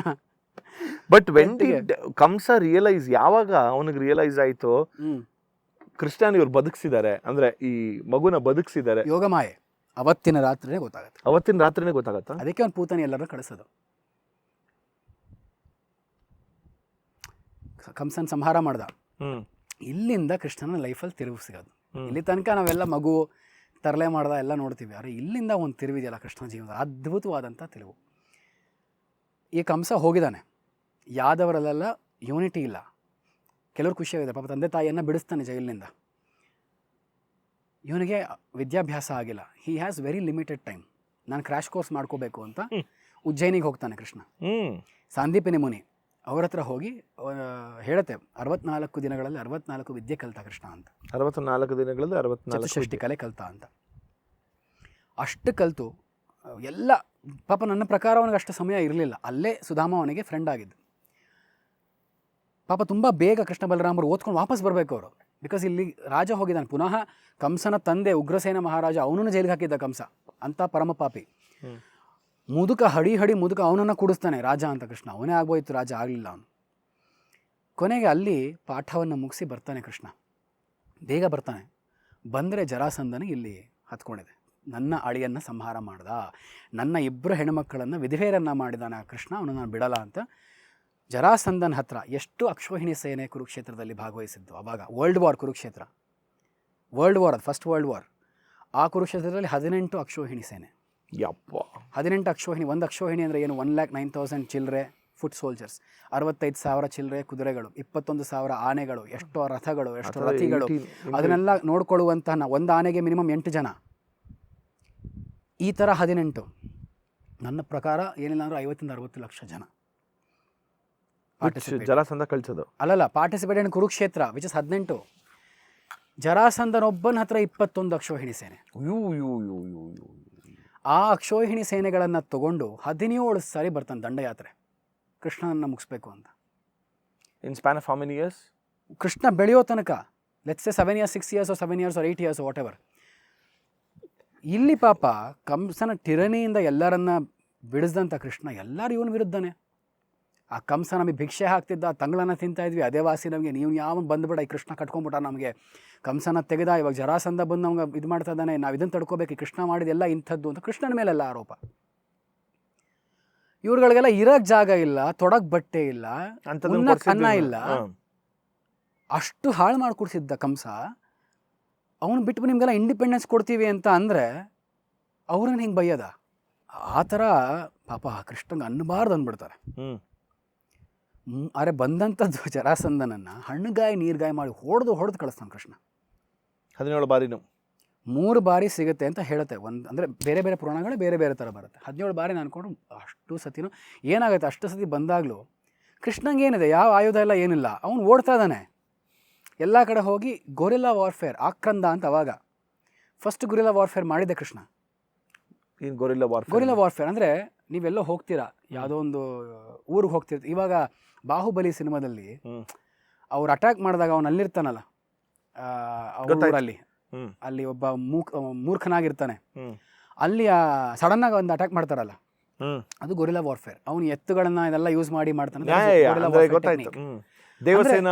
ಹಾ, ಸಡನ್ ಆಗಿ ನಿಮಗೆ ಗೊತ್ತಿಲ್ದಿರೋ ಕಡೆ ಅಂದ್ರೆ ಸಾಮಾನ್ಯ ಜನ ತಂದ್ಬಿಡ್ತಾರೆ, ತಮ್ಮ ಇಕ್ಕಳ ಎಲ್ಲ ಹಿಡ್ಕೊಂಡು ತಂದು ಹೊಡ್ಬಿಡ್ತಾರೆ.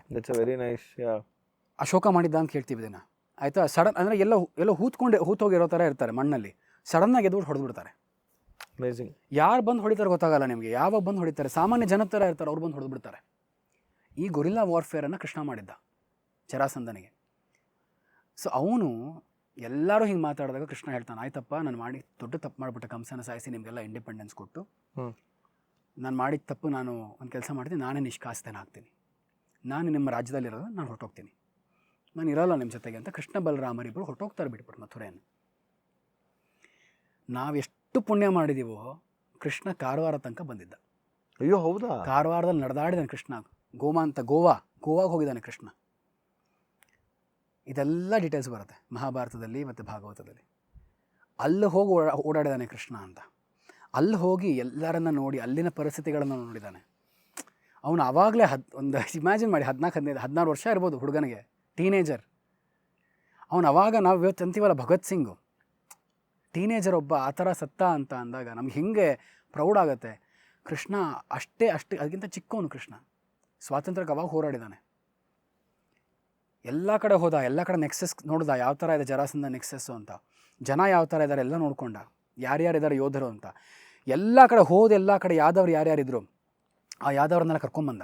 ನೀವು ಬನ್ನಿ, ನೀವು ಇನ್ಮೇಲೆ ಕಂಸ ಎಲ್ಲ ನಾನು ನೋಡ್ಕೋತೀನಿ ನಿಮ್ಮನ್ನು ಅಂತ ಕರ್ಕೊಂಬಂದ. ಎಲ್ಲ ಕಡೆ ಕರ್ಕೊಂಡು ಪುನಃ ಬಂದ. ವಾಪಸ್ ಬಂದು ನಾವು ಮಥುರೆಯಲ್ಲಿ ಬಂದರೆ ಮಥುರೆ ಎಲ್ಲ ಧ್ವಂಸ ಸುಟ್ಟಾಕ್ಬಿಟ್ಟಿದ್ದಾನೆ ಜರಾಸಂಧ. ಅವನೆಲ್ಲ ಯಾದವ್ರಿಗೆ ಹೇಳ್ತಾನೆ, ನೀವು ಯೋಚನೆ ಮಾಡಬೇಡಿ, ನಾವು ಇನ್ನೊಂದು ರಾಜ್ಯವನ್ನು ಮಾಡೋಣ, ಪ್ರತ್ಯೇಕವಾಗಿ ನಮಗೋಸ್ಕರ ಮಾಡೋಣ ಅಂತ ಹೇಳಿ ಯೋಚನೆ ಮಾಡದೇ ಇರೋ, ಅವಾಗೇನೋ ಸಾಗರ ದಾಟಬಾರ್ದು ಅಂತ, ನಿಮ್ಮ ಅಗ್ನಿ ಕಾರ್ಯ ಮಾಡೋಕ್ಕಾಗಲ್ಲ, ನಿನ್ನ ಹೊಟ್ಟೋಗ್ಬಿಡುತ್ತೆ ಅಂತ ದಾಟ್ದ ಕೃಷ್ಣ ಸಾಗರವನ್ನು. ಅಲ್ಲಿ ದ್ವಾರಕೆಯನ್ನು ಸ್ಥಾಪನೆ ಮಾಡ್ದ ಕೃಷ್ಣ. ಎಂಥ ದ್ವಾರಕ ಅಂದರೆ that was the fort. Krishna understood. ಅವನು ಎಂತಹ 4 ವರ್ಣಗಳ ಕಾಂಬಿನೇಷನ್ ಕೃಷ್ಣ. ಬ್ರಾಹ್ಮ, ಕ್ಷಾತ್ರ, ವೈಶ್ಯ, ಶೂದ್ರ 4ರ ಕಾಂಬಿನೇಷನ್. ಕೃಷಿಗೆ ಕೃಷ್ಣ ಮಾಡಿದಂಥ ಯಾರೂ ಮಾಡಿಲ್ಲ.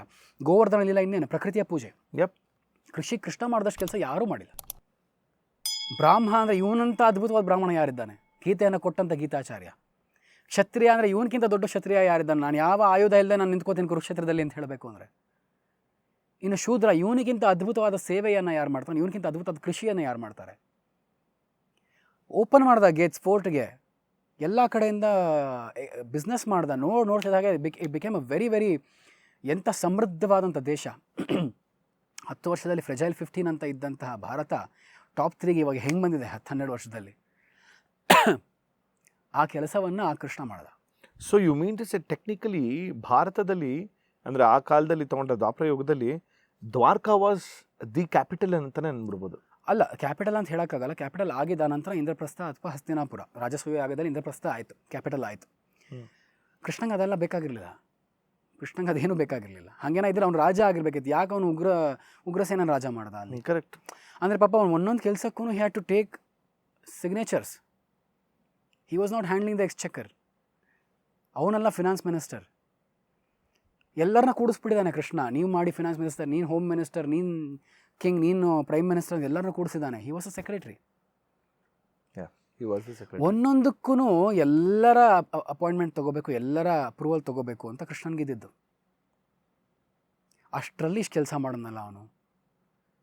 ಇವ್ರುಗಳು ಯಾರೂ ಒಂದು ಕೆಲಸ ಮಾಡಿದ್ರು. ಬಲರಾಮ ಒಂದು ಕೆಲಸ ಮಾಡಿದಂತೂ ಬಂದಿಲ್ಲ. ಕರೆಕ್ಟ್. ಅಲ್ಲ, ಬಂದಿದ್ದರೆ ಅದೇನಾಗುತ್ತೆ, ಉಲ್ಲೇಖದಲ್ಲಿ ಮತ್ತೆ ಅಷ್ಟು ಗ್ಲೋರಿಫಿಕೇಶನ್ ಆಗೋದು ಸಹಜ ಆಗ್ಬಿಡುತ್ತೆ. ಅಂದರೆ ಏನಾಯ್ತು, ಬಲರಾಮನನ್ನು ಹರಿವಂಶದಲ್ಲಾಗ್ಬೋದು ಅಥವಾ ಭಾಗವತದಿಂದ ದೈವದ ಅಂಶ ಅಂತ ಹೇಳಿದ್ದಾರೆ ಶೇಷನ. ಮಹಾಭಾರತನೂ ಹೇಳುತ್ತೆ. ಆದರೆ ನಾವು ನೋಡಿದಾಗ ಒಂದು ಅತಿಮಾನುಷ ಶಕ್ತಿ ಇದ್ದಿದ್ದು ಕೃಷ್ಣನಲ್ಲಿ ಅಂತ. ಅಂದರೆ ಬಲರಾಮ ವಾಸ್ ಎಕ್ಸ್ಟ್ರೀಮ್ಲಿ ಪವರ್ಫುಲ್, ಇಲ್ಲ ಅಂತಲ್ಲ. ಆದರೆ ಒಂದು ಚಟುವಟಿಕೆ, ಜೀವನದಲ್ಲಿ ಬದುಕಬೇಕು ಅನ್ನುವಂಥ ಒಂದು ಉಲ್ಲಾಸ ಇತ್ತಲ್ಲ, ಸ್ಪಿರಿಟ್ ಟು ಲಿವ್ ಕೃಷ್ಣಂದು. ನಾನು ಮಾಡ್ತೀನಿ, ಆಗಲಿಲ್ಲ ನಾನು ಮತ್ತೆ ಮಾಡ್ತೀನಿ, ಪದೇ ಪದೇ ಮಾಡ್ತೀನಿ, ಪ್ರಯತ್ನ ಪಡ್ತಾನೆ ಇರ್ತೀನಿ ಅಂತ. ಆ ಪ್ರಯತ್ನದ ಶಕ್ತಿ ಹೇಗಿತ್ತು ಕೃಷ್ಣನಲ್ಲಿ ಅಂತ. Dwaraka whole touch city submerge ಹೇಗಾಗುತ್ತೆ? ಇವತ್ತಿನ ಗಿಫ್ಟಿಂಗ್ ಪಾರ್ಟ್ನರ್ಸ್ ಬಂದು ಸೇವನ್ ಫುಡ್ಸ್ ಅವರು. ಸೇವನ್ ಫುಡ್ಸ್ ಅವರು ಒಂದು D2C ಸ್ಪೈಸ್ ಬ್ರ್ಯಾಂಡ್. ಈ ಹ್ಯಾಂಪರಲ್ಲಿ ನೋಡಿದಂಗೆ ನಿಮಗೆ chai masala, turmeric, shikanji masala, red chilli, coriander powders, ಇದೇ ರೀತಿ ಎಷ್ಟೊಂದು ಪ್ರಾಡಕ್ಟ್ಸ್ಗಳು ನಮ್ಮ ಸೇವನ್ ಫುಡ್ಸಲ್ಲಿ ಸಿಗುತ್ತೆ. ಇವರ ಸ್ಪೈಸಸ್ ಎಲ್ಲ ಬಂದು ಆರ್ಟಿಫಿಷಿಯಲ್ ಅಡಿಟಿವ್ಸ್ ಅಥವಾ ಫಿಲ್ಲರ್ಸ್ ಇಲ್ದಿರ ಮಾಡಿರೋಂಥದ್ದು, ಗ್ರೌಂಡ್ ಫ್ರೆಶ್ ಮತ್ತು ಸ್ಮಾಲ್ ಬ್ಯಾಚಸಲ್ಲಿ ಮಾಡಿರೋದು. ನೀವು ಕೂಡ ಟ್ರೈ ಮಾಡಿ ಸೇವನ್ ಫುಡ್ಸ್.